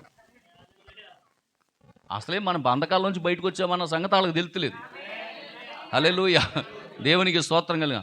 బంధకాల నుంచి మనం బయటపడితే వాళ్ళు ఏమంటున్నారంట? అరే బాబు, మీరు బంధకంలో చిక్కుపోయారా, ఆ ముసుగులో ఉండిపోయారా, ఆ మాయలో ఉండిపోయారా, యేసుబాబు మాయలోను ఆ పాస్టర్ల మాయల్లోనూ మీరు ఉండిపోయారా, మీరు దశంభాగాలు ఎట్టుకెళ్ళేమో వాళ్ళకి ఇచ్చేస్తున్నారు, మీరు వాళ్ళేమో కోటీశ్వర్లు అయిపోతున్నారా, కార్ల మీద కార్లు కొనుక్కుంటున్నారు, బిల్డింగ్ల మీద బిల్డింగ్లు కట్టుకున్నారు, పొలాల మీద పొలాలు కొంటున్నారా, వాళ్ళ కోటీశ్వర్లు చేసేస్తున్నారా, మీకు కూలి లేకుండా చేసుకుంటున్నారా, మాయలో ఉండిపోయారా, కట్టులో ఉండిపోయారా, మేము మీ కట్లు ఇప్పుతాము రండి అంటున్నాడు ఇప్పుడు ప్రవీణ్. హల్లెలూయా. దేవునికి మహిమ కలుగును గాక. ఇది ఈ కాలంలో నెరవేరుతా ఉన్నది. ఆమేన్. ఇంకేమంటున్నాడు? చదవండి, 5 వరకు చదవండి. 5 వరకు. ఏలికలు అంటే పరిపాలకులు అందరూ కూడా ఏలికలు అంటే పరిపాలించేవాళ్ళు. వాళ్ళందరూ ఏకీభవించి ఆలోచన చేస్తున్నారు. చూడండి, జాగ్రత్తగానండి. భూరాజులు అంటే పరిపాలన చేసేవాళ్ళు. అంటే ప్రధానమంత్రి కానివ్వండి, ముఖ్యమంత్రి కానివ్వండి, ఎమ్మెల్యేలు కానివ్వండి, ఎంపీలు కానివ్వండి, లేకపోతే కలెక్టర్లు కానివ్వండి, లేకపోతే వీళ్ళందరూ కూడా భూరాజులు, అధికారం చేసేవాళ్ళు, ఏలికలు చేసేవాళ్ళు, పరిపాలించేవాళ్ళు. వీళ్ళందరూ ఏకంగా కూడి ఆలోచన చేస్తున్నారంట. ఏమని? ఈ క్రైస్తవ్యాన్ని మన భారతదేశంలో లేకుండా చెయ్యాలని వాళ్ళు ఏకంగా ఆలోచన చేస్తున్నారంట. వీళ్ళు ఆలోచన చేస్తుంటే దేవుడు ఏం చేస్తున్నాడంట పైనుండి? కొట్టండి గట్టిగా సాపట్లో. హల్లెలూయా, దేవునికి మహిమ కలుగును గాక. ఏమన్నా అర్థమైంది మీకు? వీళ్ళేమో ఆలోచన చేస్తున్నారు ఆయన పిల్లల్ని లేకుండా చేయడానికి. భూరాజులు అందరూ కూడా ఒకే మాట మీద ఉండి ఏక మనసుతో కలిగి వీళ్ళందరూ ఆలోచన చేస్తున్నారు ఎలాగ ఈ క్రైస్తవం లేకుండా చేయాలని. దేవుడు చూస్తున్నాడంట ఆకాశం నుండి. ఏం చేయగలరా నా పిల్లల్ని? అసలు నా పిల్లల యొక్క తలలో ఉన్న వెంట్రుక జోలికి కూడా మీరు రాలేరు. దేవునికి స్తోత్రం, హల్లెలూయా, దేవునికి మహిమ కలుగును గాక. వింటున్నారా? భక్తులైనటువంటి వారు ఎవరైనా ప్రాణాలకు భయపడ్డారండి? పౌలు గారు కానీ పేతురు గారు కానీ ఎవరైనా ప్రాణాలకు ఎవరైనా భయపడ్డారా? మరి ఈరోజు క్రైస్తవులుగా మనం ఎందుకు భయపడతాం? వాడు ఇంత కత్తి ఎట్టుకున్నాడు, ఇంత కత్తి, పెద్ద కత్తి ఏం కాదు, అదే పెద్ద పెద్ద లోపలికి వెళ్తుందా? సత్తం ఏంటి? రమ్మని సమ్మను చావడానికి మనం సిద్ధంగా ఉన్నాం కదా. అలే వదకు తేబడిన గొర్రె పిల్లవలే, వదకు తేబడిన గొర్రె పిల్లవలే. ఒరే, నువ్వు చంపేస్తే చచ్చిపోతే మాకు ఇమీడియట్గా పరలోకం వస్తుందిరా. అది మాకు ఎంతో ధన్యత. అది హల్లెలూయా. దేవుని కొరకు మరణించడం అనేది గొప్ప ధన్యత. అది హల్లెలూయా, దేవునికి మహిమ కలుగును గాక. కనుక ప్రియమైనటువంటి దేవుని బిడ్డలారా, ఇక్కడ వీళ్ళు ఇలాగ ఆలోచన చేస్తుంటే, గవర్నమెంట్ కానీ అధికారులు కానీ వీళ్ళందరూ ఆలోచన చేస్తుంటే దేవుడు ఆకాశమందుండి చూసి నవ్వుకుంటున్నాడండి. ఎంత పిచ్చోళ్ళు ఏంట్రా వీళ్ళు, అసలు నాకు ఎదురు తిరిగి వీళ్ళు ఏం చేస్తారో? ఈ భూమి నాది, ఆకాశం నాది, సమస్త సృష్టి నేను చేశాను, దీని అంతటికీ అధికారం నాకుంటే అసలు వీళ్ళ అధికారం ఏంటిరా అని నవ్వుకుంటున్నాడంట. ఎవడైనా ఒకవేళ గబుక్కుని క్రైస్తవుల మీద ఏదైనా ఒక అధికారం కనుక తీసుకొచ్చాడనుకో, నా కుమారుడు రారా బయటికి అంటాడు. నరులారా తిరిగి రండని పిలిచాడు అనుకో, ఏ ప్రధానమంత్రినో లేకపోతే ఎవరు ఉన్నాను వెళ్ళిపోవాల్సిందే కదా. దేవుడు పిలిస్తే తప్పనిసరిగా ఎవరైనా వెళ్ళాల్సిందే. హల్లెలూయా. ఎవరైనా క్రైస్తవులకు విరోధంగా ఏదైనా చట్టం తెచ్చినా, దేవునితో పెట్టుకున్నా అంతే సంగతులు, ఇంక అందులో డౌట్ ఏమి. అందుకే పిల్లరా, పిలాతు భార్య ఏమన్నా తెలుసా? అయ్యా, ఆ నీతిమంతుని జోలికి పోవద్దయ్యా. హల్లెలూయా, దేవునికి స్తోత్రం. న్యాయాధిపతికి, ప్రధాన పిలాతుకి తన భార్య లెటర్ పంపించింది. అయ్యా, ఆ నీతిమంతుని గురించి రాత్రి నేను కల్లో చూశానయ్యా, ఆయన గొప్పవాడయ్యా, ఆయన జోలికి పోవద్దయ్యా అని చెప్పి ఆమె లెటర్ పంపిందే. ఆ మాత్రం జ్ఞానం లేదా వీళ్ళకి? అప్పుడు వాళ్ళు ఏం చేస్తున్నారంట? అల్లరి రేపుతున్నారు. ఏక మనసుతో, ఏలికలతో, అధికారంతో వాళ్ళు ఏం చేస్తున్నారు? మాయోపాయం, కపటోపాయం చేసి వలలు పన్నుతున్నారు, చట్టాలు తీసుకొస్తున్నారు క్రైస్తవం లేకుండా చేయటానికి. మునుపు జరిగిందేనా? ఇప్పుడు జరుగుతుందా లేదా కొత్తగానే జరుగుతుందా? అప్పుడు జరిగిందా లేదా? ఎవరు? ఎస్తేరు కాలంలో. నాకు ఏంటో వాక్యం వచ్చేటప్పుడు పాట వస్తుంది. ఎస్తేరు కాలంలో రాజాజ్ఞ మార్చింది ఈ వాక్యం, ఎస్తేరు కాలంలో విజయమునిచ్చింది ఈ వాక్యం. గ్లోరీ. ఎస్తేరు కాలంలో రాజాజ్ఞ మార్చింది ఈ వాక్యం, ఎస్తేరు కాలంలో విజయమునిచ్చింది ఈ వాక్యం. హల్లెలూయా, హల్లెలూయా, ఆహా హల్లెలూయా. ఆరాధన, ఆత్మీయ ఆరాధన. ఓ హల్లెలూయా, హల్లెలూయా, ఆహా హల్లెలూయా. ఆరాధన, ఆరాధన, ఆత్మీయ ఆరాధన. సీమోను ఇంటిలో ఆ భోజన పంక్తిలో అభిషేకం చేసింది అత్తరుతో యేసయ్యను. సీమోను ఇంటిలో ఆ భోజన పంక్తిలో అభిషేకం చేసింది అత్తరుతో యేసయ్యను. ఎస్తేరు కాలంలో ఒక రాజాజ్ఞ జారీ చేయబడింది, ఒక చట్టం తీసుకురాబడింది. అయినను యూదులను ఎవ్వరు ఏమీ చెయ్యలేకపోయారు. అవునా? ఈరోజు కూడా అంతే. కొత్త ఏమీ కాదు. దేవుని పిల్లల మీద అధికారం చేస్తారు, చట్టాలు తీసుకొస్తారు. అయినప్పటికీ వాళ్ళు ఏమీ చేయలేరు. ఏ చట్టాన్ని తీసుకొచ్చాడో హమాను, అదే చట్టానికి వాడు చచ్చిపోయాడు. అవునా? ఏ ఉరికొయ్యి అయితే మొర్దుకైకి సిద్ధపరిచాడో అదే ఉరికొయ్యి మీద వాడు చంపబడ్డాడు. ఈరోజు అంతే. ఎవడైతే దేవునికి విరోధంగా చట్టాన్ని తీసుకొస్తాడో వాళ్ళు లేచిపోతాడు. అందులో డౌట్ ఏమి లేదు. రాసి పెట్టుకోండి. దేవునికి స్తోత్రం. హల్లెలూయా. దేవునికి మహిమ కలుగును గాక. కనుక ప్రియమైనటువంటి దేవుని పిల్లారా, అన్యజనులు అల్లరి రేపుచున్నారు. ఆమేన్. చర్చిలు లేకుండా చేయాలని, చర్చిలు లేకుండా కూల్చేయాలని, కాల్చేయాలని, క్రైస్తవులు లేకుండా చేయాలని వాళ్ళు ఏం చేస్తున్నారు? ఈరోజు అల్లరి రేపుచున్నారు. చేస్తున్నారా? వారి ఆచారాలను మన యొద్ద నుండి తీసేద్దాం రండి. వాళ్ళ ఆచారాలను మన యొద్ద నుండి తీసేద్దాం రండి అంటున్నారు వాళ్ళు. దేవునికి స్తోత్రం. హల్లెలూయా. దేవునికి మహిమ కలుగును గాక. వింటున్నారా? కాబట్టి పిల్లారా, భూరాజులు అనగా ప్రభుత్వం మరియు అధికారులు దేవునికి విరోధంగా నిలబడుచున్నారు. అందరూ కలిసికట్టుగా ఆలోచన చేస్తున్నారు. అయితే ప్రభు అంటున్నాడు, ఆకాశంలో నుండి వారిని చూసి నవ్వుచు అపహసించుచున్నాడు. వారి అవివేక ఆలోచనను బట్టి మనిషికి ఏదైనా కష్టం వస్తే, హల్లెలూయా, దేవునికి స్తోత్రం. చూడండి, మనిషికి ఏదైనా కష్టం వస్తే దేవుని సహాయం కొరకు ఎదురు చూస్తారు. కానీ మనిషి దేవుని మీద తిరుగుబాటు చేస్తే ప్రకృతి కన్నెర చేస్తుంది.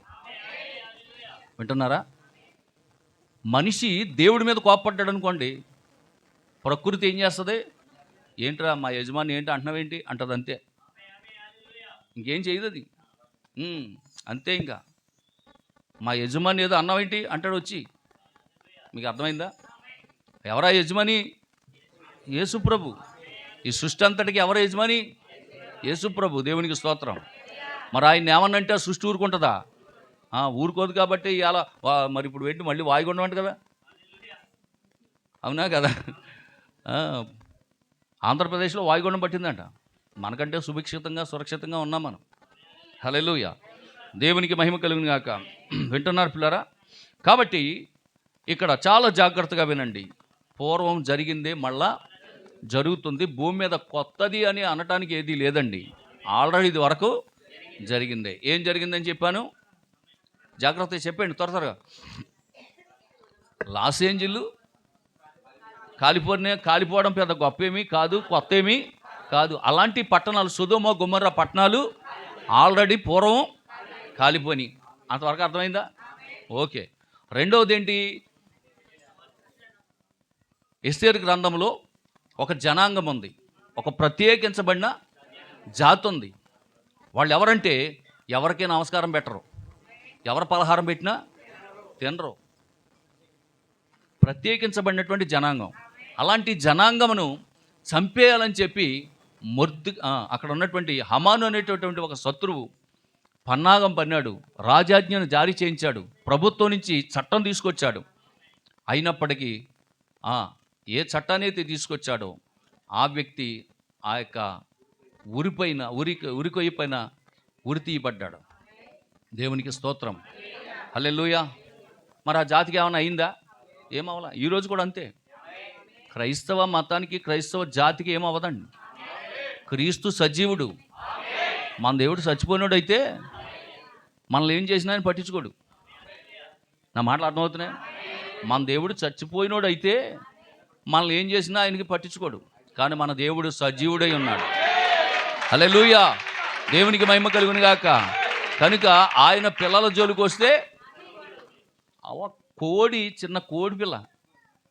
చిన్న కోడి పిల్ల జోలికి గెద్దొస్తే కోడి ఊరుకుంటుందా? భూమి మీద జీవించుచున్నటువంటి ఆ కోడి పిల్ల ఎంత ఉంటుందండి? ఎంత ఉంటుంది. గెద్ద ఎంత ఉంటుంది? పెద్ద గెద్ద వచ్చేస్తుంది. మరి కోడి ఎంత ఉంటుంది? ఎంత ఉంటుంది. ఊరుకుంటుంది. ఇది తన్నేద్దాన్ని. హల్లెలూయా.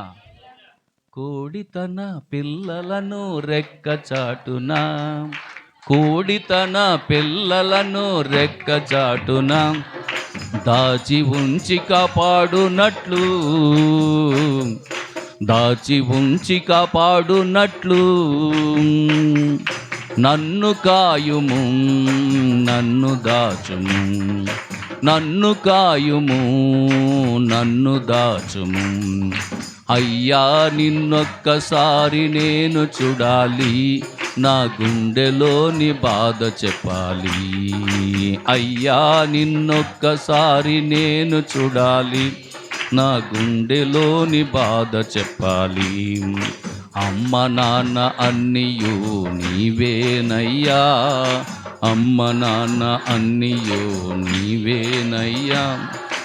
ఆదుకో ఆదుకొని ఆదరించయ్యా, ఆదుకో ఆదుకొని ఆదరించయ్యా. అయ్యా నిన్నొక్కసారి నేను చూడాలి, నా గుండెలోని బాధ చెప్పాలి. హల్లెలూయా. దేవునికి మహిమ కలుగును గాక. వింటున్నారు పిల్లరా? మనకేదైనా బాధ వస్తే మనం దేవునికే చెప్పుకోవాలి. ఆమేన్. హల్లెలూయా. ద్వితీయోపదేశకాండము 31వ అధ్యాయం 17వ వాక్యం. త్వరగా ద్వితీయోపదేశకాండము 31వ అధ్యాయము 17వ వాక్యం. కావున నా కోపము ఆ దినమున వారి మీద రగులుకొనును, నేను వారిని విడిచి వారికి విరోధినగుదును. అమ్మా, దేవుడే విరోధి అవుతాడంట.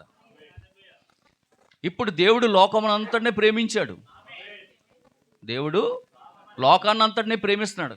కానీ దేవుని కోపం వస్తే ఒకరోజు దేవుడే మనుషులకి విరోధి అవుతాడంట. ఇంకా దేవుడే మనుషులకి విరోధి అయితే ఇప్పుడు ఈ మనిషి వెళ్ళి ఎవరికో చెప్పుకోవాలి? చెప్పండి. ఇప్పుడు వీడు ఎవడికి వెళ్ళి చెప్తాడు ఇప్పుడు? హల్లెలూయా. దేవునికి మహిమ కలుగును గాక. కనుక అక్కడ ఆ అద్భుతమైనటువంటి మాట చూడండి. 31వ అధ్యాయం ద్వితీయోపదేశకాండం 31వ అధ్యాయం 17వ వాక్యం. కావున నా కోపం ఎందుకు వస్తుంది? ఆయన కోపం ఆయన పిల్లల జోలికి వచ్చినందుకు. ఎందుకు వస్తుంది ఆయన కోపం? ఆయన పిల్లల జోలికి వచ్చినందుకు, ఆయన పిల్లలను శ్రమ పెట్టినందుకు, ఆయన పిల్లలను అవమానించినందుకు, ఆయన పిల్లలను కొట్టినందుకు, ఆయన పిల్లలను తిట్టినందుకు ఇప్పుడు ఆయన కోపం వస్తుందంట. వారి మీద రగులు. ఎవరైతే దేవుని పిల్లల మీద, ఎవరైతే దేవుని ప్రజల మీద సణుక్కున్నారో, లేకపోతే ఆజ్ఞలు జారీ చేశారో, ఎవరైతే ఆ అధికారం తీసుకొచ్చారో, వాళ్ళని ఇలా ఉండాలి అలా ఉండాలని చట్టాలు తీసుకొస్తున్నారో, వారి మీద దేవుని కోపము రగులుకొనును, నేను వారిని విడిచి వారికి విరోధినగుదును. వారు క్షీణించిపోతారు. విస్తారమైనటువంటి కీడులు అయ్యే వాళ్ళ ఆశీర్వాదాలు. దేవునికి స్తోత్రం కలుగాక. వింటున్నారా? దేవునికి విరోధముగా, దేవుని పిల్లలకు విరోధంగా, దేవుని పిల్లలు అంటే క్రైస్తవ్యం లేకుండా చెయ్యాలని ఎవరైతే యోచనలు ఆలోచనలు చేస్తున్నారో వారికి దేవుడు విరోధి అయి ఏం తీసుకొస్తాడంటే వాళ్ళకి కీడులు ఆపదలు అయ్యే వారి ఆశీర్వాదాలు అనమాట. వాళ్ళకి తెలియట్లేదు, వాళ్ళకి ఏమొస్తుంది అనేది తెలియట్లేదు వాళ్ళకి. దేవునికి స్తోత్రం. హల్లెలూయా. దేవునికి మహిమ కలుగును గాక. ఎందుకంటే ప్రియులరా, దేవుని యొక్క పిల్ల అంటే దేవునికి విరోధంగా పోరాడే ఏ విధ ఆయుధం వరదలదు. చెప్పాను కదా, 2005వ సంవత్సరంలో మరి మేము సువార్త చేస్తానికి శృంగవృక్షం అనే గ్రామం వెళ్తే సోమవారం ఆ రోజు వాళ్ళు మాకు ఇచ్చిన వార్నింగ్ ఏంటంటే, మళ్ళా ఇదే రోజు కనుక మా గ్రామం వచ్చి మీరు మళ్ళా ప్రార్థన పెడితే మీరు మళ్ళా తిరిగి వెళ్ళరన్నారు. మరి మేమేం చేయాలా? భయపడిపోవాలా? సువార్త మానేయాలా? మానలేదు. ఇక్కడే మోకరించాం, ప్రార్థన చేసాం, తాడో పెడో తేల్చుకుందాం, బతుకో చావో తేల్చుకుందాం, చచ్చిపోతే దేవుని దగ్గరికి వెళ్దాం, బతికొస్తే సువార్త చేద్దాం, పదండి అన్నాం. బాబ్జీ గారు నేను ఇద్దరం కలిసి వెళ్ళాం. హల్లెలూయా. దేవునికి మహిమ కలుగును గాక. మేము వస్తున్నామని తెలిసి 30 మంది కుర్రోళ్ళు కర్రలు పట్టుకొని అక్కడ ఉన్నటువంటి ఆ గుడి దగ్గర, సుబ్రహ్మణ్య స్వామి గుడి, జవాద్ వారి వీధి, సుబ్రహ్మణ్య స్వామి గుడి దగ్గర కర్రలు పట్టుకుని రెడీగా ఉన్నారు. ఏ వ్యక్తి అయితే మమ్మల్ని ఆపి కొడతానన్నాడో, హల్లెలూయా, ఆ వ్యక్తి యొక్క తల్లి భీమవరం హాస్పిటల్కి వెళ్ళి వస్తుంటే, వింటున్నారా, వంతుని దిగిన తర్వాత ఆటో గుద్ది 2 ముక్కలు అయిపోయి కాలు మళ్ళా తిరిగి వెనక్కి హాస్పిటల్కి వెళ్ళిందంట. వీడికి ఫోన్ వచ్చింది, మీరు ఇక్కడే ఉండంటారు అన్నాడు. వీడు వెళ్ళిపోయాడు. లీడర్ వెళ్ళిపోయాడు. లీడర్ వెళ్ళిపోతే మరి వీళ్ళు ఉంటారా? ఈ 30 మంది కూడా ఆడు కూడా పరిగెత్తుకుని పోయారు. ఎవరో ఇద్దరు ముగ్గురు నిలబడ్డారు. మేము ప్రార్థన ముగించుకొని వస్తుంటే, హల్లెలూయా, దేవునికి మహిమ కలుగును గాక. అప్పుడే చెప్పాం, ప్రార్థనలోనే చెప్పాం, అమ్మ ఇలాగా పోయిన వారం ఇలా జరిగింది, మేము ప్రార్థన చేసి వెళ్తుంటే ఇలాగ అటకాయించారు మమ్మల్ని, మళ్ళీ ఈ రోజు కనుక మీరు వస్తే మిమ్మల్ని మళ్ళీ తిరిగి మీ ఇంటికి వెళ్ళరని మాకు వార్నింగ్ ఇచ్చారు అన్న. అనేటప్పటికి ఆ ఇంటి ఓనర్ గారి పేరు కృష్ణవేణి. ఆమె ఆ గ్రామానికి కొంచెం పవర్ఫుల్ అనమాట. ఎవడయ్య గారు మిమ్మల్ని అన్నవాడు, పదండి నేను వస్తాను గుడి దాకాను, తోలు తీసేస్తానండి అన్నది. దేవునికి స్తోత్రం కలిగాక. హల్లెలూయా. ఆవిడ కూడా వచ్చింది మమ్మల్ని గేటు దాకా సాగనంపడానికి. మెయిన్ రోడ్ గేటు దాకా వస్తానంది. అక్కడ వద్దాం, మేము వెళ్ళిపోతాం అన్నాం. ఆ గుడి దాకా వచ్చాక అక్కడ కుర్రోళ్ళు ఉన్నారు. ఎవడరా పాస్టర్ గారిని ఏదో అన్నారంట అన్నాను. అది కాదు అక్క అంటున్నాడు వచ్చి. ఏంట్రా అది కాదు, ఏంటి పాస్టర్ గారిని ఏదో అన్నారంటే రారు, ఇక తిరిగి వెళ్ళరా అన్నారంటే ఎవడరాడు అన్నది. అది కాదక్క అంటున్నాడు. కాబట్టి నా ప్రియమైన దేవుని బిడ్డలారా, క్రైస్తవ్యాన్ని లేకుండా చేయాలని లోకంలో ఎన్నో రీతులుగా ప్రయత్నాలు చేయొచ్చు, కానీ అది వర్ధిల్లదు. ఇక్కడ అంటున్నాడు చూడండి, దేవుడే మానవునికి గనక విరోధైతే ఆమెన్ ఏమొస్తాయంటే వాళ్ళకి విస్తారమైన కీడులు ఆపదలు వాళ్ళకి అయ్యే ప్రాప్తిస్తాయి. హల్లెలూయా.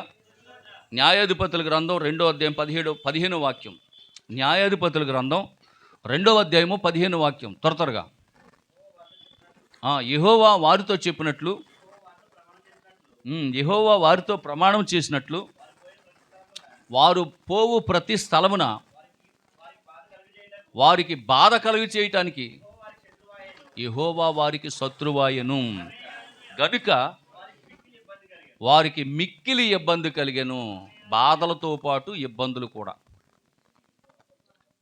కీడులు, ఆపదలు, ఇబ్బందులు అవి ఎక్స్ట్రా అనమాట.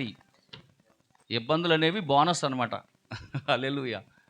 ఎందుకు? దేవుని ప్రజల మీదకి వ్యతిరేకంగా వచ్చినందుకు, దేవుని ప్రజలను లేకుండా చేయాలన్నందుకు, దేవునికి మానవుడు విరోధి అయినందుకు, దేవుడు మానవునికి ఇచ్చే గొప్ప కీడులు చూడయి. కీడులు, ఇబ్బందులు, ఆపదలు ఇయే వాళ్ళకి కలిగే ఆశీర్వాదాలు. దేవునికి స్తోత్రం. కాబట్టి ఎవడైనా క్రైస్తవుడు జోలికొస్తే మీకు కలిగే ఆశీర్వాదాలు ఇయ్యారా నాయన? అవి తెలియకే మీరు పేటరేగిపోతున్నారు. చర్చీలు కూలగొట్టేయడం, పాస్టర్లని కొట్టడం, చర్చీలకు వెళ్ళే వాళ్ళని తిట్టడం, ఇలాంటి కార్యాలన్నీ చేస్తూ ఉన్నారు. కాబట్టి మీకు వచ్చే ఆశీర్వాదాలు ఏంటో చక్కగా చెప్పాను. అవి కావాలంటే చేయండి ఆ పనులు. హల్లెలూయా. దేవునికి స్తోత్రం కలుగాక. లేవీకాండము 26వ అధ్యాయం 17వ వాక్యం. లేవీకాండము 26వ అధ్యాయం 17వ వాక్యం. త్వరగా. లేవీకాండము నేను మీకు పగవాడనగుదును. చూడండి, ఆయనేమో ఇందాక అన్నాడు నేను మీకు విరోధినవుతానన్నాడు, ఆయన మీకు నేను శత్రువునవుతానన్నాడు. అమ్మాయి వినండి, మానవుడు దేవునికి విరోధముగా తిరిగితే, అడ్డంగా తిరిగితే, ఎదురు తిరిగితే దేవుడు మానవుడికి శత్రువు అవుతాడు, దేవుడు మానవుడికి విరోధవుతాడు, దేవుడు మానవుడికి పగవాడవుతాడు. చదవండి. నీ శత్రువులు ఎదుట, నీ శత్రువు ఎదుటే నువ్వు చంపబడతావు. మీ విరోధులు మిమ్మల్ని ఏల్తారు. అదనమాట. రే అబ్బా జాగ్రత్తగానండి, మీరు మమ్మల్ని తరవడం కాదు, మేమే మిమ్మల్ని తరిమే రోజు వస్తుంది. హల్లెలూయా. ఆ రోజు దేవుడు మాకిస్తాడు. అందుకే ఆ కార్యాలు మళ్ళీ చదవండి, చక్కగా చదవండి మళ్ళీ. నేను మీకు పగవాడనవుదును నీ శత్రువులు ఎదుట. అంటే ఇప్పుడు మనం వాళ్ళకి శత్రువులమా కాదా? మనం వాళ్ళకి శత్రువులు. ఇప్పుడు మన ఎదుట వాళ్ళు చంపబడతారు. మనల్ని చంపడానికి వస్తారు, కానీ వాళ్ళే చేస్తారు. ఎలా చేస్తారని నన్ను అడగొద్దు. అర్థమైందా? యెహోషాపాతుని చంపడానికి వాళ్ళు వచ్చారు. ఎలా చంపడ్డారు రాజుగా తెలియదు. రాత్రి ఒక దూతను పంపాడు దేవుడు. ఆ రాత్రి వచ్చింది 1,85,000 మందిని. ఏమంటారు దాన్ని? సాహిబ్ గారు అలాలు చేస్తారు, పేక్కోసేస్తారు కదమ్మా, అలా చూస్తారు ఇంట్లో. అలాగ ఒక్కొక్కటి పీక తెగ్గోసి వెళ్ళిపోయిందంట. తెల్లారేటప్పటికి 1,85,000 మంది సొత్తులు వీళ్ళ కళ్ళ ముందే పడిపోయి ఉన్నారంట. ఎవరు చంపారంటే ఏమో మాకే తెలియదు అంట. వింటున్నారా? అలాగే ఈరోజు క్రైస్తవులను హింసిస్తున్నటువంటి వారు, క్రైస్తవులను లేకుండా చేయాలనుకున్నటువంటి వారు ఒక దినాన అలాగే అయిపోతారు. ఆమేన్. ఇంకేమంటున్నాడు? మీ విరోధులు మిమ్మును ఏలెదరు. దేవునికి స్తోత్రం. వాళ్ళకి విరోధులు ఎవరంటే మనం. ఇప్పుడు మనమే వాళ్ళని ఏళ్తాం. ఇప్పుడు వాళ్ళ భయం ఏంటంటే మనం వాళ్ళని ఏళ్తామని. బ్రిటిష్ వాళ్ళు వచ్చి ఒకసారి మనల్ని ఏలారు కదా, ఆ భయం ఇప్పుడు వాళ్ళకి. ఈ భారతదేశాన్ని అంతటినీ క్రైస్తవులు పెరిగిపోతే వీళ్ళందరూ కలిసి మనల్ని ఏళ్తారు, అది వాళ్ళ భయం. హల్లెలూయా, దేవునికి స్తోత్రం కలుగును గాక. వింటున్నారా? ముందు జరిగిందా? అది ఎస్తేరు కాలంలో జరిగిందా? యూదులందరూ కూడా పెరిగిపోతే వీళ్ళందరూ కూడా మనల్ని ఏళ్తారేమో, వీళ్ళందరూ కలిసి యుద్ధం చేసి మనల్ని ఏళ్తారేమో అని భయమేసి వాళ్ళని చంపేయాలని చూశారు. ఈరోజు కూడా అంతే. భారతదేశంలో క్రైస్తవులు పెరిగిపోతే వీళ్ళందరూ కలిసి ఆ ఇతర దేశాలతో కలిసిపోయి మన భారతదేశాన్ని ఏళ్తారేమో క్రైస్తవులు అందరూ నేను భయమేసి ఇప్పుడు క్రైస్తవులను చంపేయడానికి, క్రైస్తవులు లేకుండా చేయడానికి ఏక మనస్సుతో అధికారులతో సహా, గవర్నమెంట్తో సహా మొత్తం అందరూ కూడా ఏం చేస్తున్నారు? ఆలోచన చేస్తూ ఉన్నారు. కానీ ఆ ఆలోచన అన్నడు సఫలం అవ్వదు. ఆమేన్. హల్లెలూయా, దేవునికి మహిమ కలుగును గాక. కనుక ఇంటికి వెళ్ళిన తర్వాత చదువుకోండి. ద్వితీయోపదేశకాండము 28వ అధ్యాయము 15 నుండి ఆఖరి వరకు. ఇది హోంవర్క్, మీకు ఇంటికి వెళ్ళిన తర్వాత చదువుకోండి. ద్వితీయోపదేశకాండము 28, 15 ఇంటికి వెళ్ళిన తర్వాత చదువుకోండి. ఇప్పుడు నేను దాన్ని వివరించను కానీ ఒక 15వ వాక్యం మాత్రం చదవండి. నేడు నేను నీకు ఆజ్ఞాపించు ఆయన సమస్తమైన ఆజ్ఞలను, కట్టడలను నీవు అనుసరించి నడుచుకొనవలనని సెలవిచ్చిన మాట వినని ఎడల. ఏంటా శాపాలో? ఆ 15 నుంచి 16 నుంచి 66 వాక్యాల దాకా అక్కడ ఉన్నాయి. అవి చదివితే గుండె ఆగిపోద్ది. అందుకే ఇప్పుడు ఇక్కడ చదవకండి, ఇంటికి వెళ్ళాక భోజనం చేసి తీరిగ్గా కూర్చుని చదవండి. నిరీక్షణ దగ్గర అంటున్నారు, ఎందుకు వచ్చిన బాధలండి, అదో బాధలో. గుండె ఆగిపోతే హ్యాపీగా ఆయన దగ్గరికి వెళ్ళిపోవచ్చు, నేను ఇంటికి వెళ్ళక చదివేస్తాను అంటున్నాడు ఆయన. దేవునికి స్తోత్రం కలుగును గాక. హల్లెలూయా. వింటున్నారా? కాబట్టి దేవుని యొక్క చట్టాన్ని గౌరవించకపోతే, దేవుని యొక్క చట్టాన్ని వినకపోతే వచ్చే నాశనం ఏంటో అక్కడ క్లియర్ కట్గా రాశాడు. ఆ ఇంటికి వెళ్తారు, చదువుకోండి. ఇప్పుడు చదవడానికి టైం లేదు కాబట్టి ఇంకొక మాట చెప్తున్నాను. రోమాపత్రిక 5వ అధ్యాయం 10వ వాక్యం చదవండి. రోమాపత్రిక 5, 10, 11. రోమాపత్రిక 5వ అధ్యాయము 10, 11.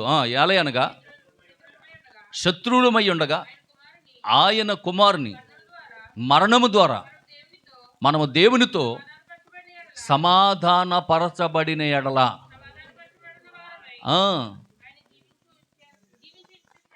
జీవించి ఉండుట చేత మరణించేముగా అదనమాట. అరే అబ్బాయి, క్రైస్తవం లేకుండా చేయాలని చూసేవారులారా, మీరు మా యేసు ప్రభుతో సమాధాన పడితే, మీరు మా యేసు ప్రభుతో మాతో సమాధాన పడితే మీరు రక్షించబడతారు.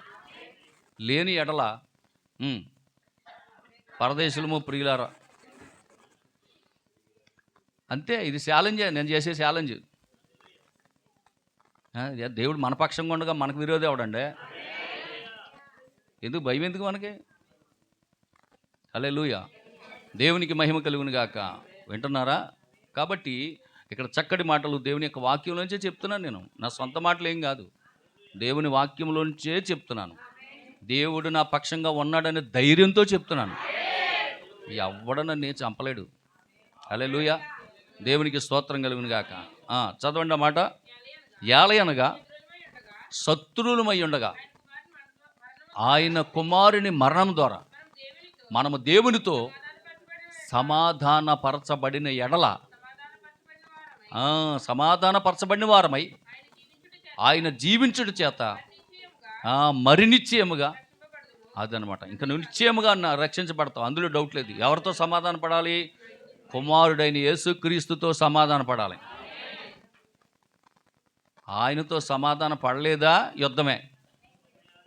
హల్లెలూయా. ఇప్పుడు రాజుగారి దగ్గరికి వెళ్ళిన తర్వాత అయ్యా బాబు అని ఆయనని కాళ్ళు పెట్టుకోవాలా, లేకపోతే ఎవడని వెంటవా? దావీదు ఎవడో వాడు బాబు ఎస్ఐ ఎవడంటే కత్తెట్టుకుని నడరన్నాడు. దావీదు అనలేదా? ఆ మొరటోడైన నాబాల్ని ఏమన్నాడో, రే కత్తులు తింటారు అనలేదా? మరి దావీదు, ఒక మానవుడైన దావీదుకే అంత పౌరుషం ఉంటే దేవదేవుడికి పౌరుషం ఉండదా? హల్లెలూయా, దేవునికి స్తోత్రం కలుగును గాక, దేవునికి మహిమ కలుగును గాక. కనుక ప్రియమైనటువంటి దేవుని బిడ్డలారా, మానవుని పట్టుకుని పీడించే 3 విషయాలు చెప్పేసేసి నేను ముగిస్తాను. చెప్పమంటారా? ఏంటో అయ్యగారు ఇవాళ ఏమీ లేవు కదా. ఇలా ఆహార పానీయాలు ఏమి, పలహారాలు కూడా ఏమీ రాలేదు. కాబట్టి మరి త్వరగా ముగిస్తే బాగుంటుంది కదా అయ్యగారు అంటారా? నాకు ఇంకా 5 నిమిషాలు ఉంది కాబట్టి ఈ 5 నిమిషాలు తేల్చేస్తాను త్వరగా. ఏమా ఓకేనా? ఆకలి అవుతుందా జాహ్నవి? దేవునికి స్తోత్రం. హల్లెలూయా. త్వరగా తీసుకోండి. మానవుడిని పట్టి పీడించే ఇవాళ ఏది సంక్రాంతులు ఇద్దరు కనబడతలేదు. ఎక్కడ ఇద్దరు రాలేదా? ఇద్దరు సెలవేనా? అయ్యి బాబు, ఇద్దరు సెలవు పెట్టేసారు ఇవాళ సంఘపత్రం. ఇదేంటమ్మా, 2వ వారంలో కొత్త సంవత్సరం ఇద్దరు సెలవు పెట్టేది ఎలాగా? దేవునికి మహిమ కలుగాక. ఇద్దరు పెద్దలు వస్తే ఎవరో పెద్దలను పంపించేసి పలహారం తెప్పించేద్దాం అనుకున్నాను మీకు. దేవునికి స్తోత్రం కలుగా. సర్లే, ఈ వారానికి ఏం లేదులే, వచ్చే వారం ఎలాగా ప్రేమింది ఉంది కాబట్టి. హల్లెలూయా, దేవునికి మహిమ కలుగును గాక. మంచిది. మానవుని పట్టి పీడించే 3 విషయాలు చెప్పేసి నేను ముగిస్తాను. 1 రాసుకోండి త్వరగా. 1 సామెతల గ్రంథము 5వ అధ్యాయం 22వ వాక్యం చదవండి త్వరగా.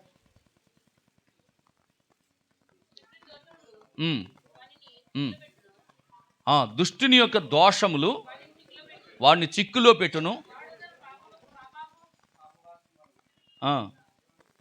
వాడు తన పాపపాశ్యం వలన బంధింపబడును.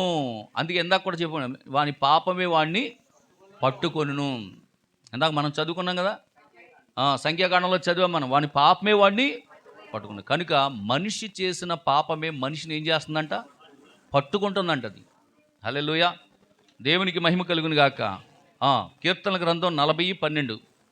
కీర్తనల గ్రంథము 40వ అధ్యాయం 12వ వాక్యం. లెక్కలేని అపాయములు నన్ను చుట్టుకొని ఉన్నవి, నా దోషములు నన్ను తరిమి పట్టుకొనగా. చూడండి, దోషములు కూడా తరిమి పట్టుకుంటున్నాయంట. మనం చేసే దోషాలు మనకు తెలియకుండానే, ఇది పెద్ద దోషమేముంది, ఇది పెద్ద పాపమేముంది అని మనం అనుకుంటూ ఉంటాం. అయితే అక్కడ దేవుని యొక్క వాక్యం సెలవిస్తుంది, నీ పాపము నిన్ను పట్టుకుంటుంది, నీ దోషము నిన్ను తరుము పట్టుకుంటుంది. హల్లెలూయా. లెక్కకు అవి మన తల వెంట్రుకలను అసలు మన తల వెంట్రుకలు లెక్కెట్టగలమా? లెక్కెట్టలేము. ఆ లెక్క లేనన్ని అంటే తల వెంట్రుకలు లెక్కెట్టలేం కదా. మన దోషాలు, మన పాపాలు, పుట్టినది మొదలుకొని ఇప్పటి వరకు చేసిన దోషాలు, పాపాలు లెక్కేయాలనుకున్నామా? మన తల వెంట్రుకలకు మించున్నాయంట. లెక్కలేనన్నటువంటి పాపములు, దోషములు ఉన్నాయంట. దేవునికి స్తోత్రం. హల్లెలూయా, దేవునికి మహిమ కలుగును గాక. యెషయా 9:12. యెషయా 59:12. 59వ అధ్యాయం 12వ వాక్యం చదవాలి త్వరగా.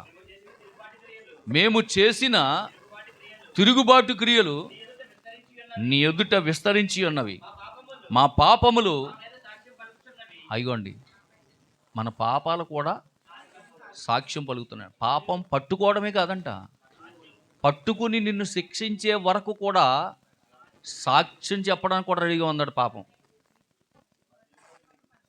మా తిరుగుబాటు క్రియలు మాకు కనబడుచున్నవి, మా దోషములు మాకు తెలియకుండా ఏమీ లేవు.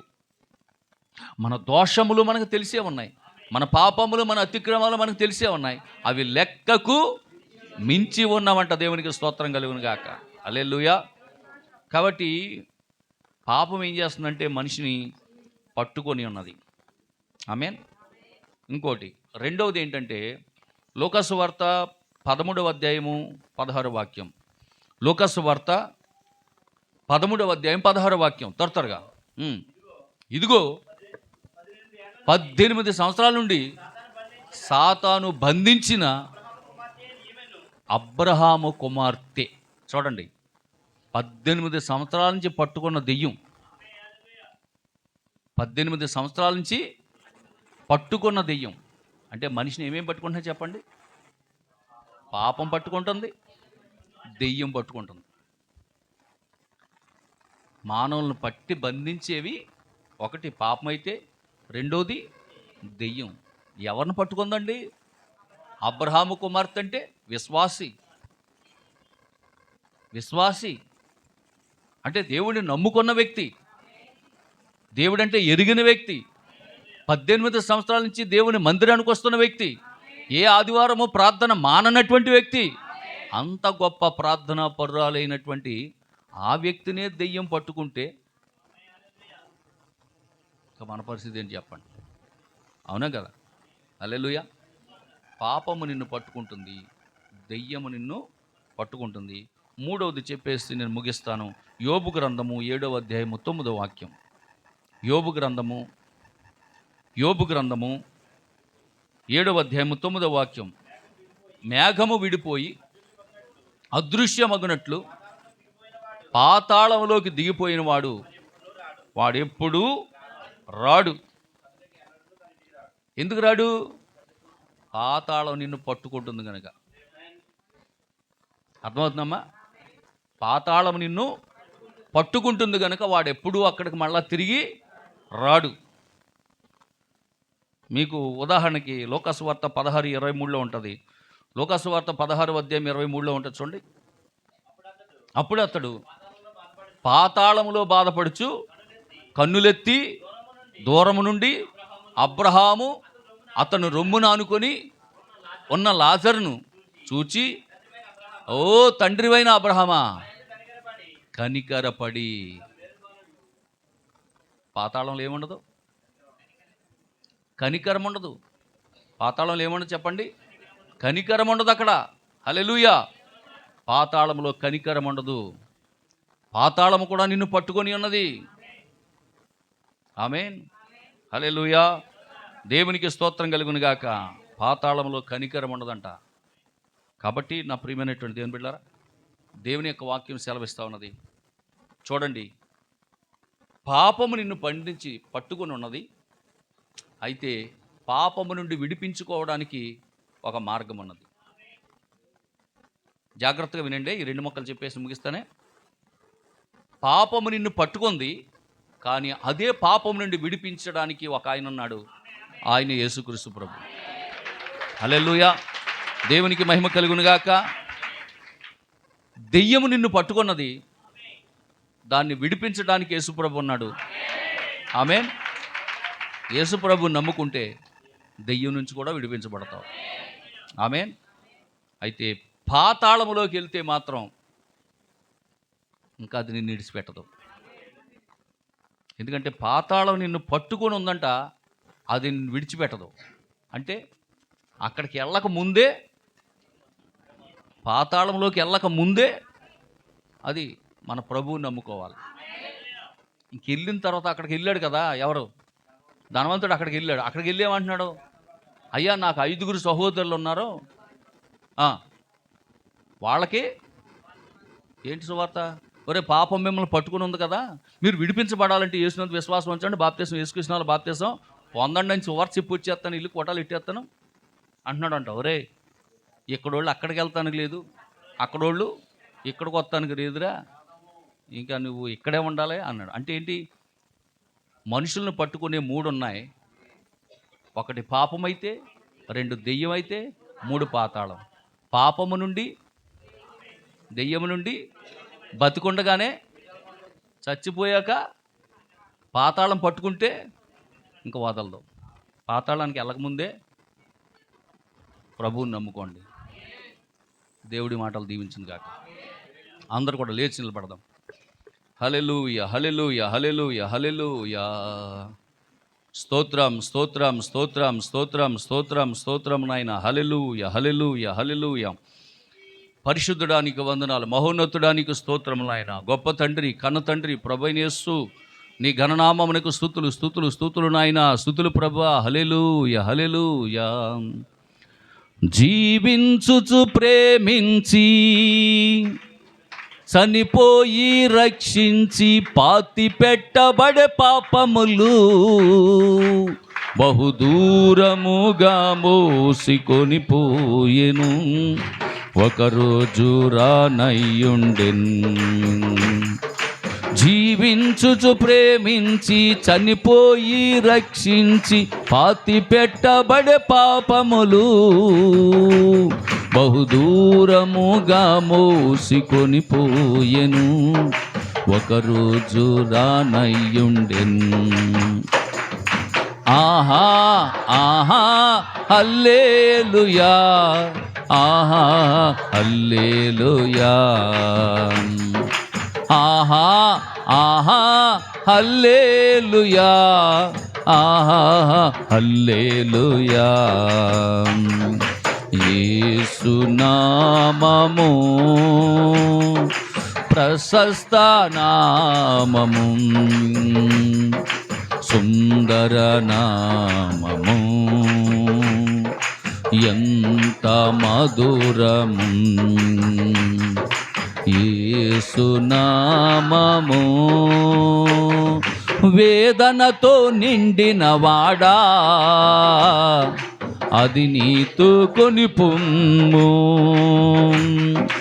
వేదనతో నిండిన వాడా, అది నీతో కొనిపొమ్ము. దుఃఖపు భీతులను తొలగించి వేయును, దుఃఖపు భీతులను తొలగించి వేయును. పాడదాం. ఆహా ఆహా హల్లెలూయా, ఆహా హల్లెలూయా. ఆహా ఆహా హల్లెలూయా, ఆహా హల్లెలూయా. యేసు నామము ప్రశస్త నామము,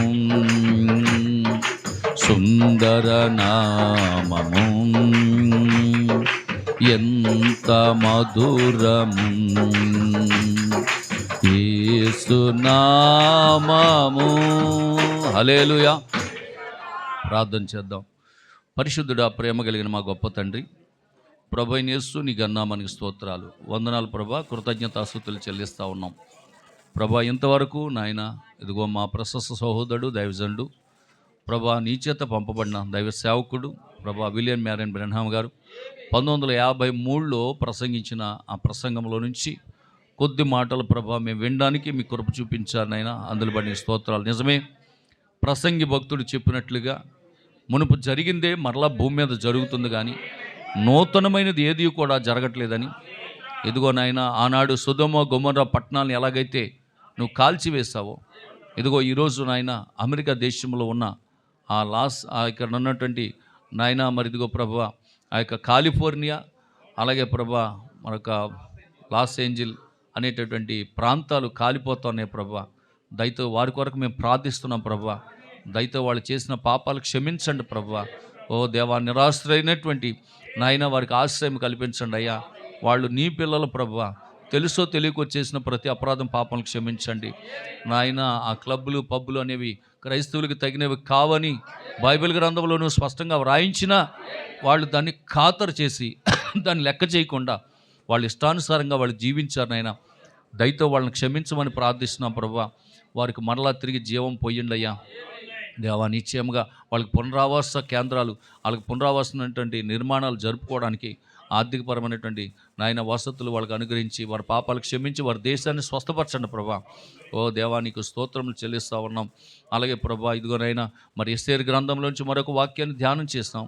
ఒకప్పుడు నాయన యూదులను లేకుండా చేయాలని నాయన ఇదిగో ప్రభా, ఆ హమాను అనేటటువంటి వ్యక్తి ఎలాగైతే మొర్దెకై మీద ఉన్నటువంటి కోపాన్ని బట్టి ప్రజలందరి మీదకి ప్రాణాపాయాన్ని తీసుకొచ్చాడో, అలాగే ఈరోజు ప్రభా నీ మీద ఉన్న కోపాన్ని బట్టి మా భారతదేశంలో ఉన్నటువంటి ప్రజలు ఎంతోమంది ప్రభా ఇదిగో క్రైస్తవులుగా మేము జీవిస్తున్న మమ్ముల మా మీద నాయన కక్షగట్టి ప్రభా, కక్షపూరితంగా ఎన్నో నాయన చట్టాలు తీసుకురావడానికి ప్రయత్నాలు చేస్తూ ఉన్నారు.